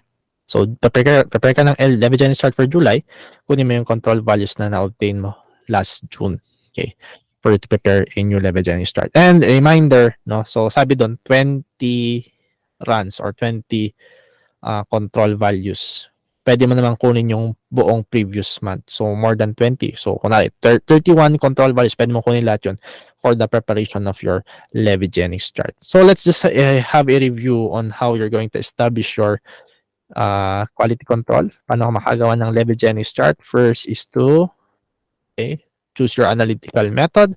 Second is to purchase or prepare a control material that could be pooled or the commercially prepared, pero mas recommended yung commercially prepared, mas stable.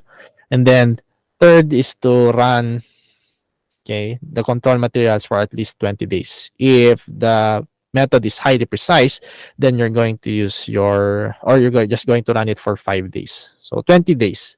After that, pwede mo nang establish yung Levigenis chart mo so that you can already incorporate quality control. Okay. Okay, now, preparation of your Levigenis chart is useless if you do not know how to interpret your plot or your control value. Okay, we need to have a fundamental knowledge when it comes to your Westgard rules for you to be able to interpret your plotted control values. Okay, so class, we will have a review doon sa ating Westgard rules. Okay, so ano bang Westgard rules? So, this will help you monitor if there's a presence of an error in the analytical process. Now, ano ba itsura ng Westgard rules? You have your N here. This is the number of control observations to be evaluated. And then you have your 3 or your L, which is the statistical limit for evaluating the control observations. For example, your Westgard rule violated is 1,3S. It means that one control value exceeds your plus or minus 3S. Okay? Yan ang Westgard rules natin. Okay.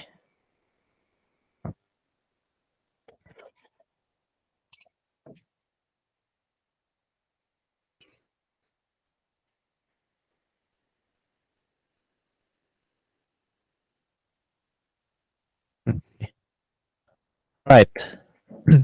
Now, if there is the presence of your Westgard rule violation, it means that there's a control value that indicates that there's a Westgard rule violation. You could either accept that run or reject that run. when you say accept that run, you are going now to proceed with the patient samples or you can release the patient results. It means that there is nothing wrong. No? Pag reject run, do not proceed with the patient samples or do not release the patient results because there is there's the presence of an error or there is a problem. Okay?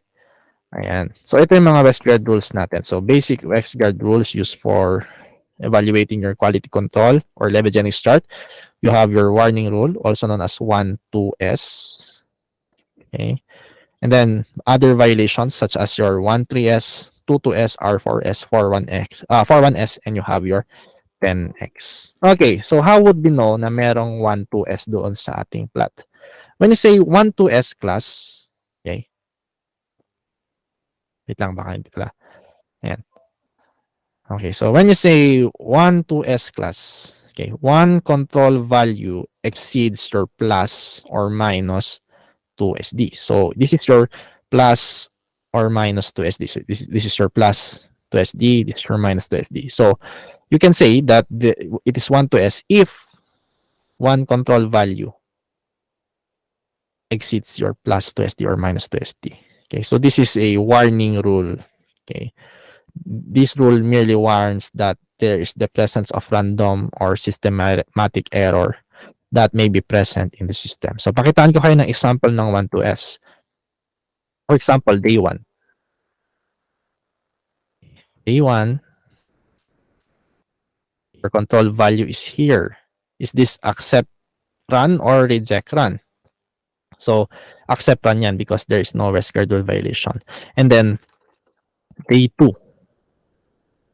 Okay, so is this still accepted? Sabi kasi dito, exceeds your plus or minus 2SD. So you can still accept the run. It means that you can proceed with the patient samples or you can proceed in testing the patient samples or you can release the patient result. There's nothing wrong, right? Now, day 3. Yan. Kita nyo to? That control value exceeds your plus 2SD. So this is an example of your 1, 2S. It's a warning rule.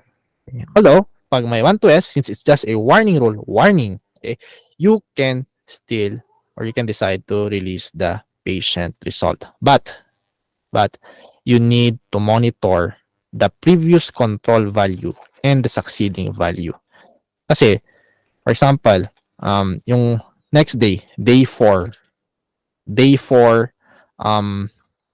nag-exceed ulit dito yung control value mo. So that is not a 1 to S anymore. That's more of your 2 to S. See? Okay, so 1 to S is warning rule. Or pwede naman sa baba. So 1 control value exceeds your minus 2SD. You can say that this is your 1 to S. Okay. Next, what about 1 3S? If the WestGuard rule violation is 1 3S, this is an unacceptable. Okay, so unacceptable, which means you cannot release the patient results or you cannot proceed testing your patient samples. You need to solve the problem first or you need to find out what the error is. Okay, so one control value exceeds your plus 3SD or minus 3SD. So it's an outlier control value. So this rule identifies unacceptable random error or possibly the beginning of a large systematic error. Okay, pakitaan ko kayo ng example. Day 1. Okay. Pasok. Okay.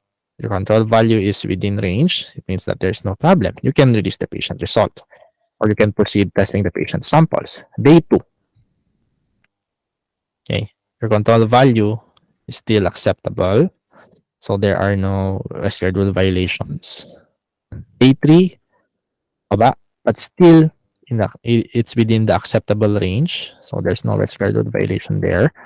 Day 4, biglang bumaba. Nandun, no? It's outlier. So it's a control value that exceeds your minus 3SD. So this is an example class of your 1, 3S. So pag ganyan ang nakita mo sa inyong Levogenics chart, then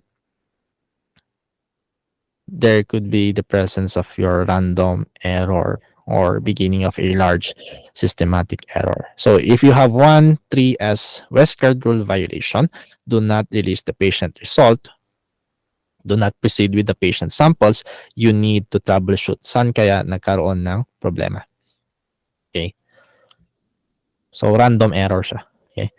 Or pwede rin ganito, no? So, day 4, nandun sa taas. So, this is 1, 3S. Okay? So, one control value exceeds your plus 3SD, which indicates random or possible beginning of a large systematic error. Okay. Next, you have 2, 2S. 2 consecutive. So, do not forget the word consecutive. It means magkasunod. Okay?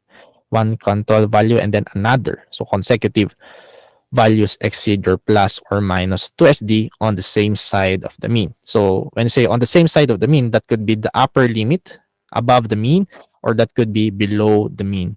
Okay? When there's the presence of your 2, 2S class, it identifies systematic error only. So there could be, or there is the presence of your systematic error. So ito example niyan. Day 1, pumasok yung control value mo. There's no problem. Day 2, pasok pa rin. No? Day 3, biglang bumaba doon, nag-exceed sa minus 2SD. See? Exceeds your plus or minus 2SD. Okay. So day 3, you already have a 1, 2S warning rule, which means you could still or you could opt to run the patient samples or release the patient result. Right? Pero pag day 4, nandun pa rin yung control value mo nasa baba. So, 2 consecutive, then this is already 2, 2S. Okay, so 2 consecutive control values exceeds your plus or minus 2SD on the same side of the mean. So, if you see that you have 2, 2S, it indicates that there is a systematic error. Pwede rin namang nasa upper limit. Yan, magkasunod, tas nasa upper limit, then that will be your 2, 2S. Okay, next you have your R4S.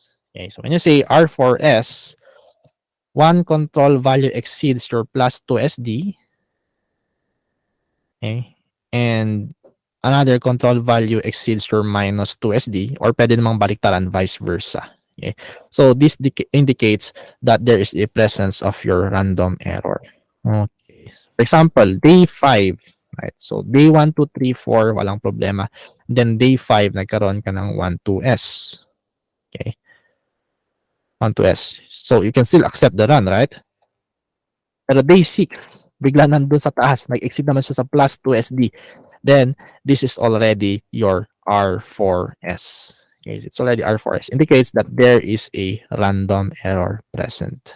Okay. O pwede naman vice versa. Una nandun sa taas.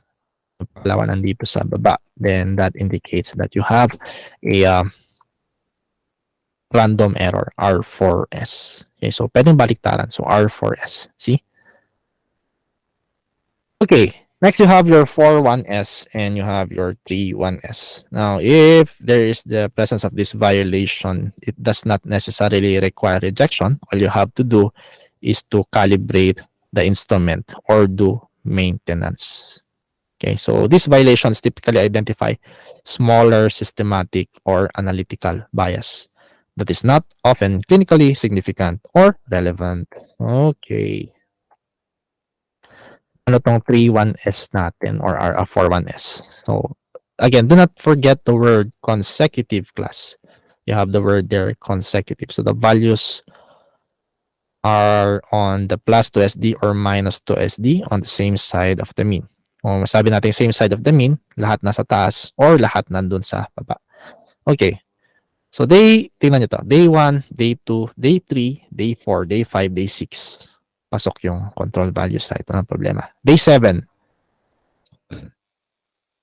Day 8. Take a look at it. Pasok pa rin siya. Right?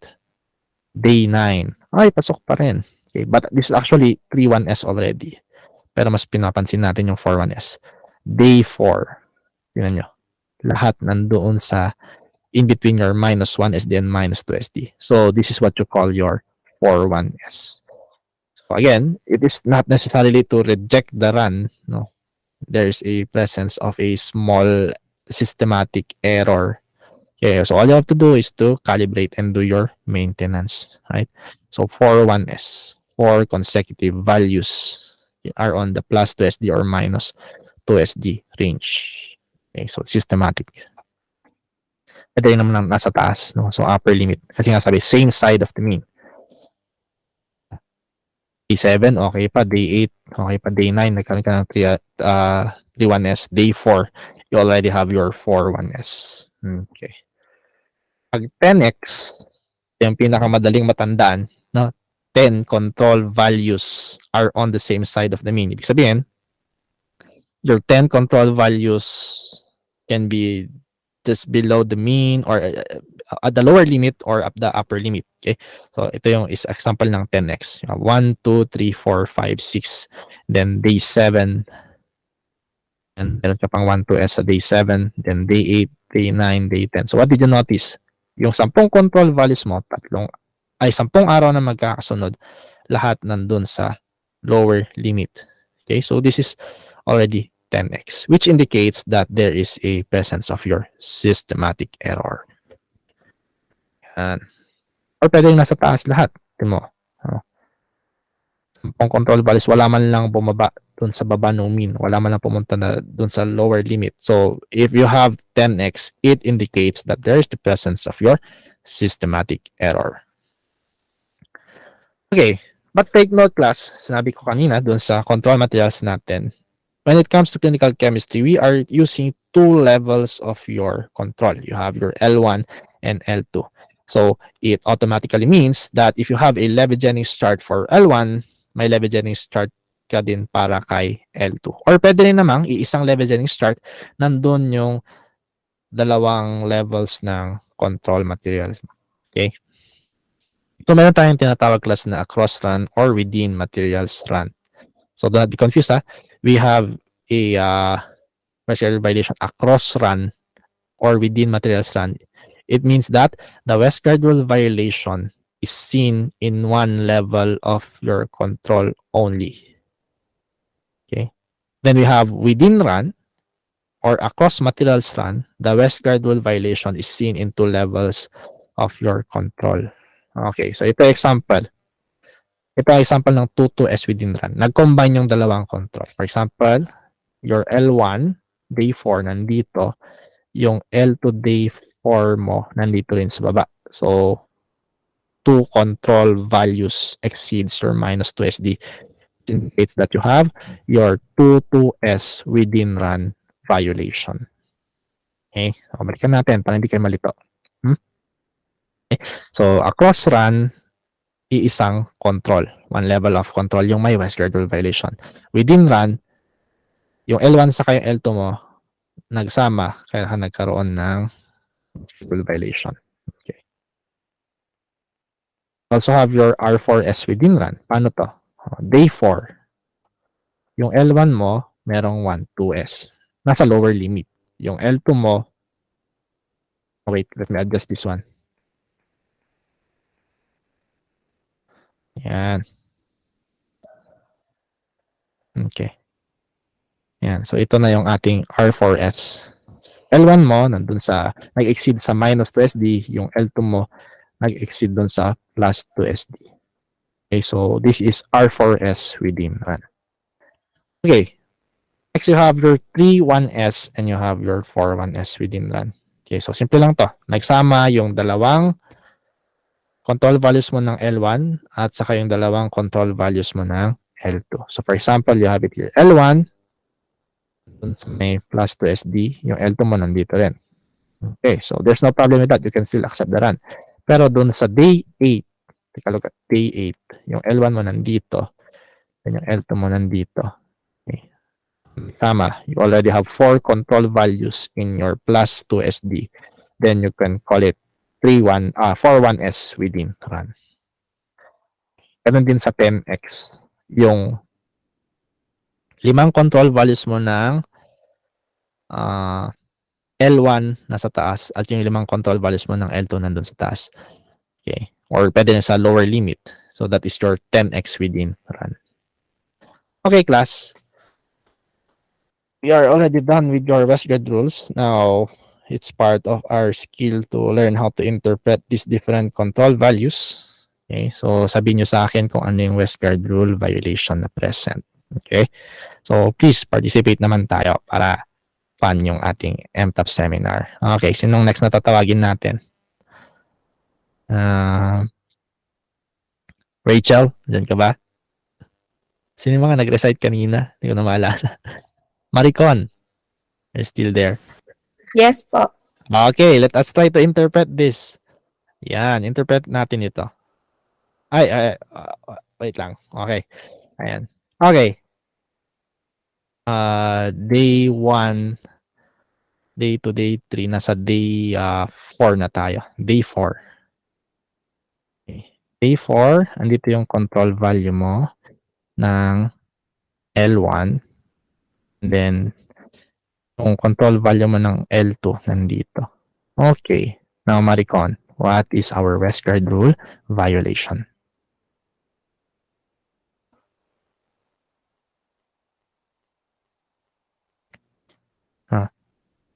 Tingnan nyo lang maigi. Ano kaya yung Westgard rule violation natin? Una, tignan nyo muna yung isang level ng control. Saka yung isa. Bago nyo tignan yung dalawa. Okay. Maricon. Yan. Sige, call a friend ka. Ang gusto mo. Sinong friend mo dito sa class? Sir. Oh. R4S po ba? R4S? No, it's not R4S. Sige. Isip pa. Tignan nyo. Tignan nyo na maigi. L1, L2. Okay. Sabihin ko na yung sagot. Okay. This is 22S. Okay. So, this is 22S. Okay. Tignan nyo. Ayun, no? 2 consecutive value. Okay. 2 consecutive value exceeds your plus 2 SD. So, pag nakita mo to sa day 4, it means that you have or there is the presence of your systematic error. See? Yan. Thank you for participating, Maricon. Tawag naman tayo ng iba. Yes. Okay. This is 2S. Natin dito. Okay. Sir, bakit mo iniba yung itsura ng graph? Malay mo, dun sa mapuntahan mong pagtrabaho mong hospital, ganito yung itsura ng graph nila. Okay. Okay naman, tatawag ulit ako ha. Tawag ulit ako. Para ma-maximize natin yung participation. Desiree, are you there? Desiree. Nahiya yata si Desiree eh. Yes, Desiree. Okay. Tingnan natin. Okay. Yes, sir. Tingnan natin ha. Day 12. Ito yung pinaka-recent. Meron ba tayong Westgard rule violation? Yes, sir. Yes, what is our violation? Anong violation natin sa day 12? Sige, balikan niyo yung mga Westgard rules. Yan. Kailangan nyo to. No? Lagi ko sinasabi sa mga students ko, do not graduate if you do not know your quality control or how to interpret your plot. Kasi mapapahamak mo yung pasyente, right? What is our violation here? So, day 1, day 2, day 3, day 4, day 5, day 6, 7. Tignan mo, day 12. Meron ba tayong problema? Kanina, yung ating mga SD limits nandito sa my left. 12X, And nandito sa... No, it's not 12x. It's not 12x. Check mo. Ito lang, day 12. Check mo. Andito yung mean natin. Okay, sabihin ko na yung sagot. This is 1, 2S class. Sir, bakit? Tingnan niyo yung day 12. This control value exceeds your minus 2 SD. So, one control value exceeds your minus 2 SD. So, this indicates that you have 1, 2S. Will you reject the run or accept the run? When you say accept the run, you can proceed testing the patient samples or you can release the patient results. Pag reject run naman, you cannot release the patient result. You need to troubleshoot kasi may problema. Okay. So this is 1, 2S. So you can, since it is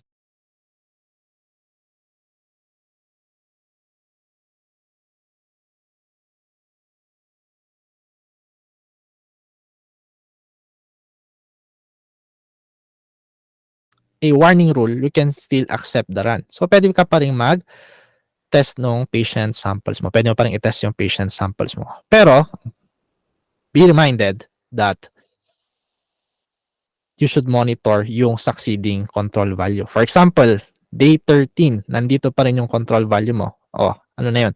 That is already your 2 to S or yes, 2 to S, which means it is already a systematic error. So, merong presence ng systematic error. Yun. Okay. Oh, chart 6. Oh, chart 6 na tayo. Day 12. Meron ba tayong Westgard rule violation? Okay, tatawag ulit ako ha. Ayan, lahat tawagin na natin para lahat kasali. Ay, may nag-raise ng hand. Yes. What is our Westgard rule violation? Sino Sir, try nag-raise? lang po. 2 to S po, sir. Correct. Palakpakan natin. Sino nagsasalita? Hindi ko makita eh. Yes, this is 2 to S. Right? Ito mo, day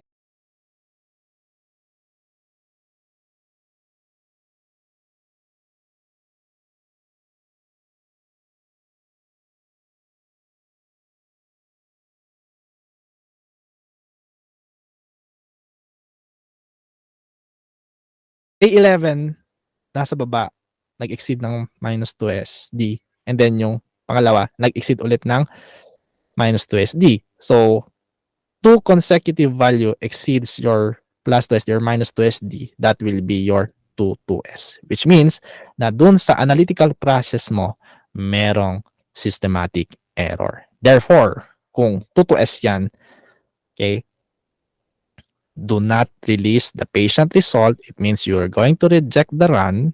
You need to troubleshoot. Bakit kaya nagkaroon ako ng systematic error? So we're going to find out. So ano yung mga causes ba ng systematic error? Makikita nyo mamaya. Okay. So thank you for your participation. Okay. Alright. So ito yung gagawin natin kapag meron tayong Westgard rule violation. So what does the violation indicate? Okay, so you have your Westgard violation. Then what does it indicate? Will it indicate random or systematic error? Presence of your systematic error or random error? Pag 13S or 4S, ang ini-indicate niyan may presence ng random error. Pag 41S, 10X, and 22S, sorry, hindi ko na i-type dito, 22S, it indicates that there is the presence of your systematic error. So do not forget that. Okay.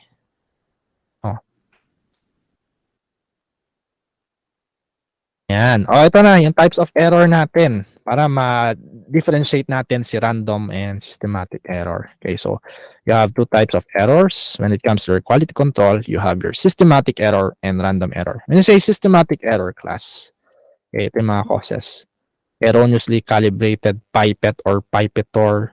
Your reagents have already deteriorated, or the instrument or the analytical method was not properly calibrated. Okay, so these are the causes of your systematic. Pag random error, para mas maalala, random error is more of your personal error. Okay. Example, the analytical result is assigned to a wrong specimen, wrong number entry on the test result. So these are random errors. Personal. Okay. May mali doon sa procedure. Okay. Mali yung incubation time mo. Okay, random. Mali yung volume ng sample na i-dispense mo doon sa reagent because you do not know how to convert your microliters to ml or vice versa. Okay? Random error. Okay, so a simple chart to indicate or for you to know kung magpo-proceed ka sa patient samples or mag-release ka ng patient result. Okay? So you have your control data. If the violation is 1, 2S, pag no, ibig sabihin, in control yon, accept the run or you can release the patient result. Pag yes, no, check mo kung 1-3S siya. Kung 1-3S siya, it means that it's out of control. Okay? So pag out of control, hanapin mo yung mali. So 1-3S, ano ibig sabihin ng 1-3S? What is the indication? There is the presence of your random error. Pag no, check mo kung may 2-2S. Pag may 2-2S, it's out of control. Reject the run. Okay, so reject the run. Hindi mo pwedeng i-release yung patient result mo. Okay, hanapin mo kung nasan yung problema. Pag no, check mo kung may R4S. Pag may R4S, yes, indicates random error. So it means that you're going to troubleshoot again. Okay? Pag no, check mo kung may 41S. Ganun lang yan. Pag may 41S, reject the run. It's out of control. You try to look for the problem. 41S indicates systematic error, right? Pag hindi naman, check mo kung 10x. Kung 10x, okay, reject the run. Okay, reject the run. It means that there's the presence of your systematic error. Okay. Ayan. So, naturuan ko na kayong mag-quality control.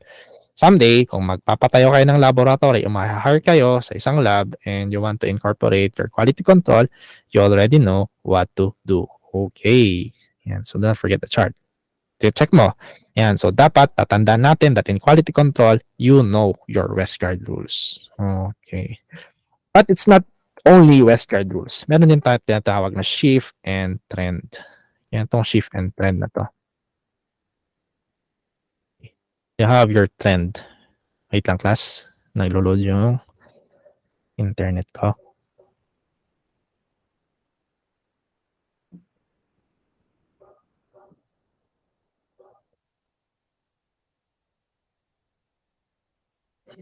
Okay, shift and trend. Okay. If you're going to look at this chart, ano napapansin natin? Yung control values natin, pataas ng pataas. But it's gradual. So, per day, tumataas ng tumataas yung levels ng controls natin. So, per day, it is gradual. You can call this as your trend. Okay? Trend. Sir, ilang control values para makategorize namin as trend? So, in our reference, 6 consecutive control values. For example, this is a trend upward. Sa 6 na control values, magkakasunod na control values, pataas ng pataas. So, this is your trend upward. Okay? Next, you have your shift. Pag shift naman, abrupt, bigla. Okay, for example, nandito yung mga control values mo, day 5, nandito pa sa mean, no? And then day 6 biglang nandun sa taas. Tapos magkakasunod na nasa taas silang lahat. Yung isa outlier pa, no? Take a look at day number 8, no? Outlier, saka yung day 11. So tumaas lahat yung control values mo. From day 5 na nasa within the mean, and then dun sa next, you have day 6, nasa taas na lahat, then you can call that as your shift. Okay, so what are we going to remember here? If you're talking about trend, class, gradual. Okay, gradual. If you're talking about shift, abrupt, biglang tumaas. Okay, or biglang bumaba lahat, magkakasunod. Ilan yung control values para makategorize mo as trend and shift? You will have 6 consecutive control values. Okay. Yan, okay. Ito yung table natin. You have your trend, gradual, loss of reliability in the test system. If you have shift, sudden, endomatic, positive, or negative. Positive, taas lahat. Negative, nasa baba lahat. No? Change in the test system performance. Okay. Now, what causes this trending or shift? No? Pag trend, possible causes natin, deterioration of the instrument light source, gradual accumulation of debris in the sample or reagent tubing, yan. Then gradual accumulation of debris on the electrode surfaces. Yan. Yan. Okay. Aging of your reagents. Yung reagent na ginagamit mo is labas-pasok sa ref, tapos hindi naman masyadong nagagamit. And then, bigla, ayun na, bigla na lang nag-deteriorate, resulting to your trend. No? Or your control materials have deteriorated. Dahil na-contaminate yung control materials mo, since you are not following the proper pipetting technique, it introduced now a contaminant in your control material and gradually deteriorated. So that is also a trend. Next, gradual deterioration of incubation chamber temperature. Okay, so this focuses on the enzyme determinations only. Or yung light filter mo dun sa instrument mo nag-deteriorate. Okay? So, our keyword here is you have your gradual, no? Hindi bigla. Paano naman pag shifting? So, pag shifting kasi magugulat ka, biglang nasa taas yung control values, no? So, sudden or failure change in the light source, okay? Or since naubusan ka ng reagent at walang available reagent, nag-purchase ka ng reagent with another brand, pero iba yung formulation niya. Kaya yung control values mo nag-shift upward or downward. change of reagent lot. Ito yung sinasabi natin that when you're going to purchase a reagent, make sure na doon sa reagent na gagamit mo, parehas doon sa yung lot number ng reagent na naubos, parehas doon sa lot number ng reagent na bubuksan pa lang. Okay? Or major instrument maintenance, nagkaroon, pinakalibrate mo yung machine mo, okay? Or yung automated machine mo, or pinakalibrate mo yung method mo. Okay? Ngayon, nagkaroon ng change in the computation of your values, causes now the shift, or sudden change in the incubation temperature, no? Change in the temperature or humidity. Pwede to, no? Diba, dito sa Baguio, no? Pagdating ng December, biglang lumalamig yung klima natin. So, nagkakaroon ng problema doon sa proper temperature ng incubation. So, yung 37 mo, bumababa, nasa, okay, biglang nagiging 20 dahil sa sobrang lamig. So, yon, it can also cause your shift, no? Or failure in the sampling system. Okay? Failure in the reagent dispense system, inaccurate calibration or recalibration. Okay, so before we end our morning session, okay, I would like to share some stories regarding your quality control. So would you like to hear my stories? Tingnan ko lang. Okay pa kayo? Class? Okay pa? Raise your hand if you are still listening. Ayan. Ayan, pag story talaga eh. Gusto makinig eh. O sige, tingnan natin. Ayan. Nung narinig niyo yung end ng session eh, biglang nagising. Okay, so first case. A1. Ito yung L1 dito. So, you could accept that, right? Dito, ayan. Okay, so yung intern yung nag-run nito. Okay.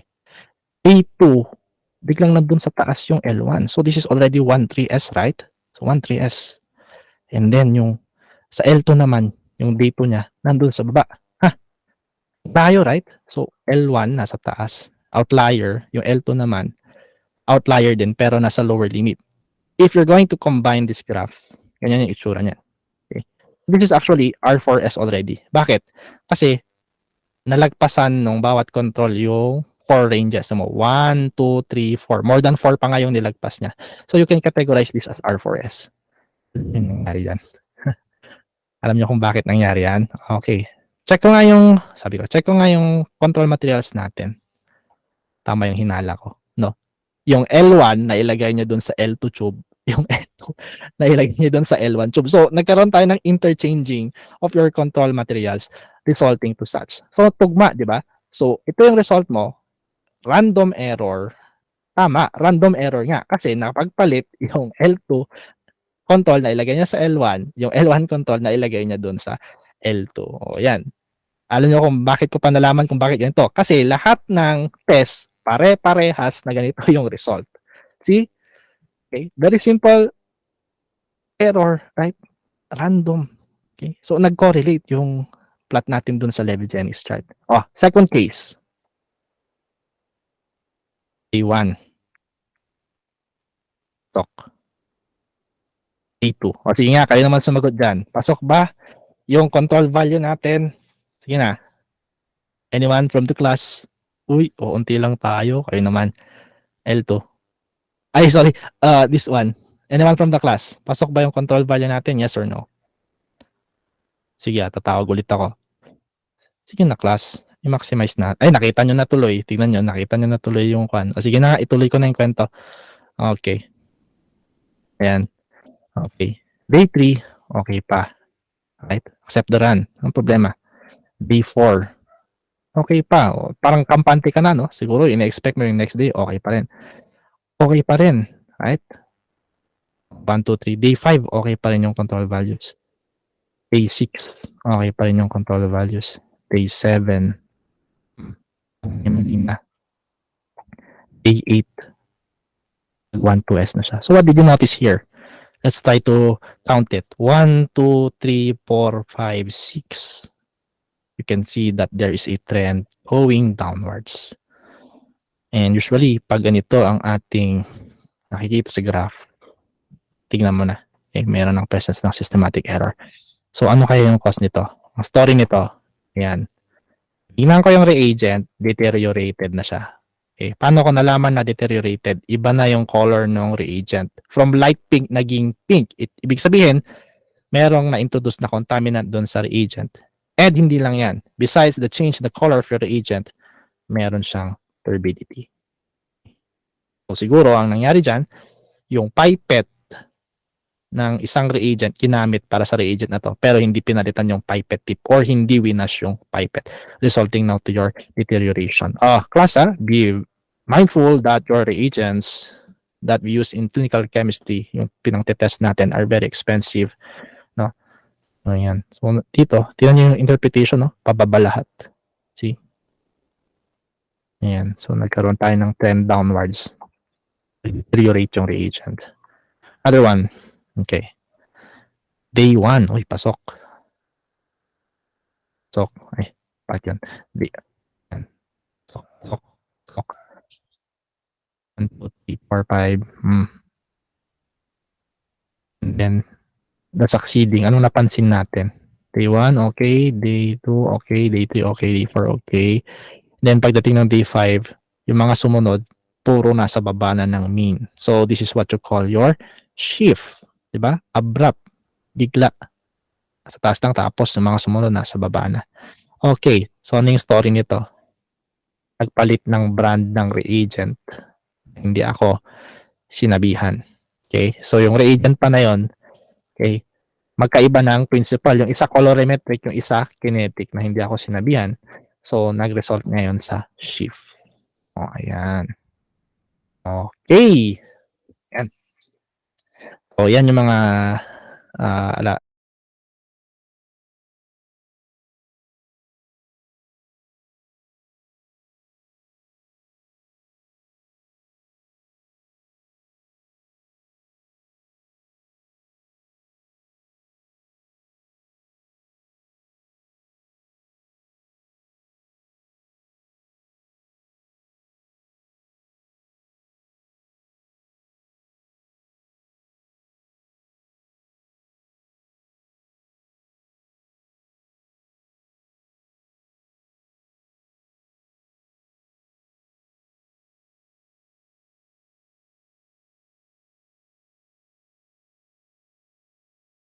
dapat nating malaman sa control. Okay, class. So, hindi pa tayo tapos kasi ang diniscuss lang natin is yung internal. Meron pa tayong external. Okay. Ano itong external? Labas. Ano yung definition natin ng external quality control? So, it's not just a single laboratory ang participant. It will involve a lot of laboratories. So, paano itong ginagawa itong external quality control? Okay. So, it's a quality program wherein specimens are submitted to the laboratories. Sir, ano yung specimen na yun? Saan nanggaling? That specimen came from the National Reference Laboratory. It's a program, right? Okay, yung sample na pinadala ng reference lab dun sa laboratory nyo, i-test mo. You're going to analyze that sample. And then, yung result mo, i-compare dun sa ibang results ng other laboratories. So, that's your external. So, more participants. No? You can also call this as your proficiency testing, wherein the patient samples made from a common pool will be analyzed by the different laboratories. And then your result will be evaluated. Okay. Titingnan kung pasok yung control values mo based on a statistical computation. So, it involves periodic provision of your samples. Doon sa external quality control ng clinical chemistry, ibibigay sa inyo yung samples one time. So, 12 samples yon. Per sample, itetest mo for each month. So, may assigned sample for each month na itetest mo. And then, yung result, kinocollate and then kinocompute para makita kung pasok yung values mo. Once the laboratory receives its samples, it must be analyzed and return the results within a specific time or compilation and comparison. So, ganito yan, no? Inanimate ko na. So, you have the National Reference Lab. Are you familiar with our NRL? Anong reference lab ng clinical chemistry sa Philippines? Anyone? Kung pwede lang ako magbigay ng 5 points, baka sumagot na kayo. Pero hindi pwede. Okay. This is your national reference lab. Are you aware kung sino or anong lab or anong hospital ang ating may national reference lab ng for clinical chemistry? Anyone? Oh, i-recall niyo yung mga that's for reference lab for your serology. Sige, mag-count pa kayo, mag-enumerate pa kayo. Maalala nyo. At least may isang tutugma sana. Ano pa? Okay, sabihin ko na yung sagot. Ang reference lab natin, yes, sino? Nag-raise ng hand, yes? Nag-raise ba ng hand, John? Lung Yes. Center of the Philippines, sir. Correct. Our reference lab is you have your Lung Center of the Philippines. Okay, so you will apply for that external quality control or external quality assurance program. Okay. So you have the different laboratories that will apply. So yung application namin ngayon is online. Okay, we're going to send the data and then we're going to pay. No, may bayad yan. And it is a requirement of Department of Health Department of Health that you should participate, or else pag hindi ka nag-participate, there's a possibility that hindi ka mabigyan ng license to operate. Okay, so kaka-apply ko lang last June 8. Okay, tapos na application. Okay. Is the reference lab, right? So magpapadala sila ng samples. No, it's not only one sample. It's a tray of samples, 12 samples that will be analyzed per month. Okay, which will be distributed to the different laboratories. And then they're going to test it, right? And then the result will be returned to the reference lab. Sir, you're going to send it to mail? No. You're going to input your result online. Meron din silang website kung saan mo i-input yung result mo. And then, a few days, okay, lalabas na yung result. Okay, so paano yun? So, peer group evaluation, makita kung gaano kalayo yung result mo from the other laboratories, no? Yung mga computation tayo dyan. Ayan. So, these are examples of your result ng external quality assurance program natin. Pag may check, ibig sabihin, walang problema doon sa result mo. Ibig sabihin, pasok siya doon sa mean. Yan. O, ito yung mga results natin. Ito mo, puro check. Another one. Tignan mo, puro check. So, ganyan. Pag may X dyan, tignan niyo X dito. Ibig sabihin, may problema dun sa result mo. Ibig sabihin, may problema dun sa method mo. So, you need to troubleshoot. Okay? And if I can remember, pag puro X yung result, baka hindi ka bigyan ng certificate of performance or certificate of participation. Okay. So, tapos na tayo sa quality control. So, if you have noticed, parang hindi ko kayo pinag-break, tuloy-tuloy ang ating pagbigay ng information. Okay, so, can we have an early break? Ayan, so 11:07 and then babalik tayo lahat ng 1:30. But before that, I would like to ensure class na meron naman kayong natutunan. So, sinong gusto mag-share ng kanilang natutunan for this morning session? Sir, ang dami mong... gusto ko nga malaman kung may natutunan kaya. Sige nga. I will already stop presenting. Ayan, nagpakita pa ako ha. Okay, so what have you learned for this morning session regarding dun sa concepts of your quality control? Anyone? Kung walang sasagot, tatawag ulit ako. Come on. Joanna, are you there? What have you learned? Do not worry. Sige. Ano yan, Joanna? What did you learn?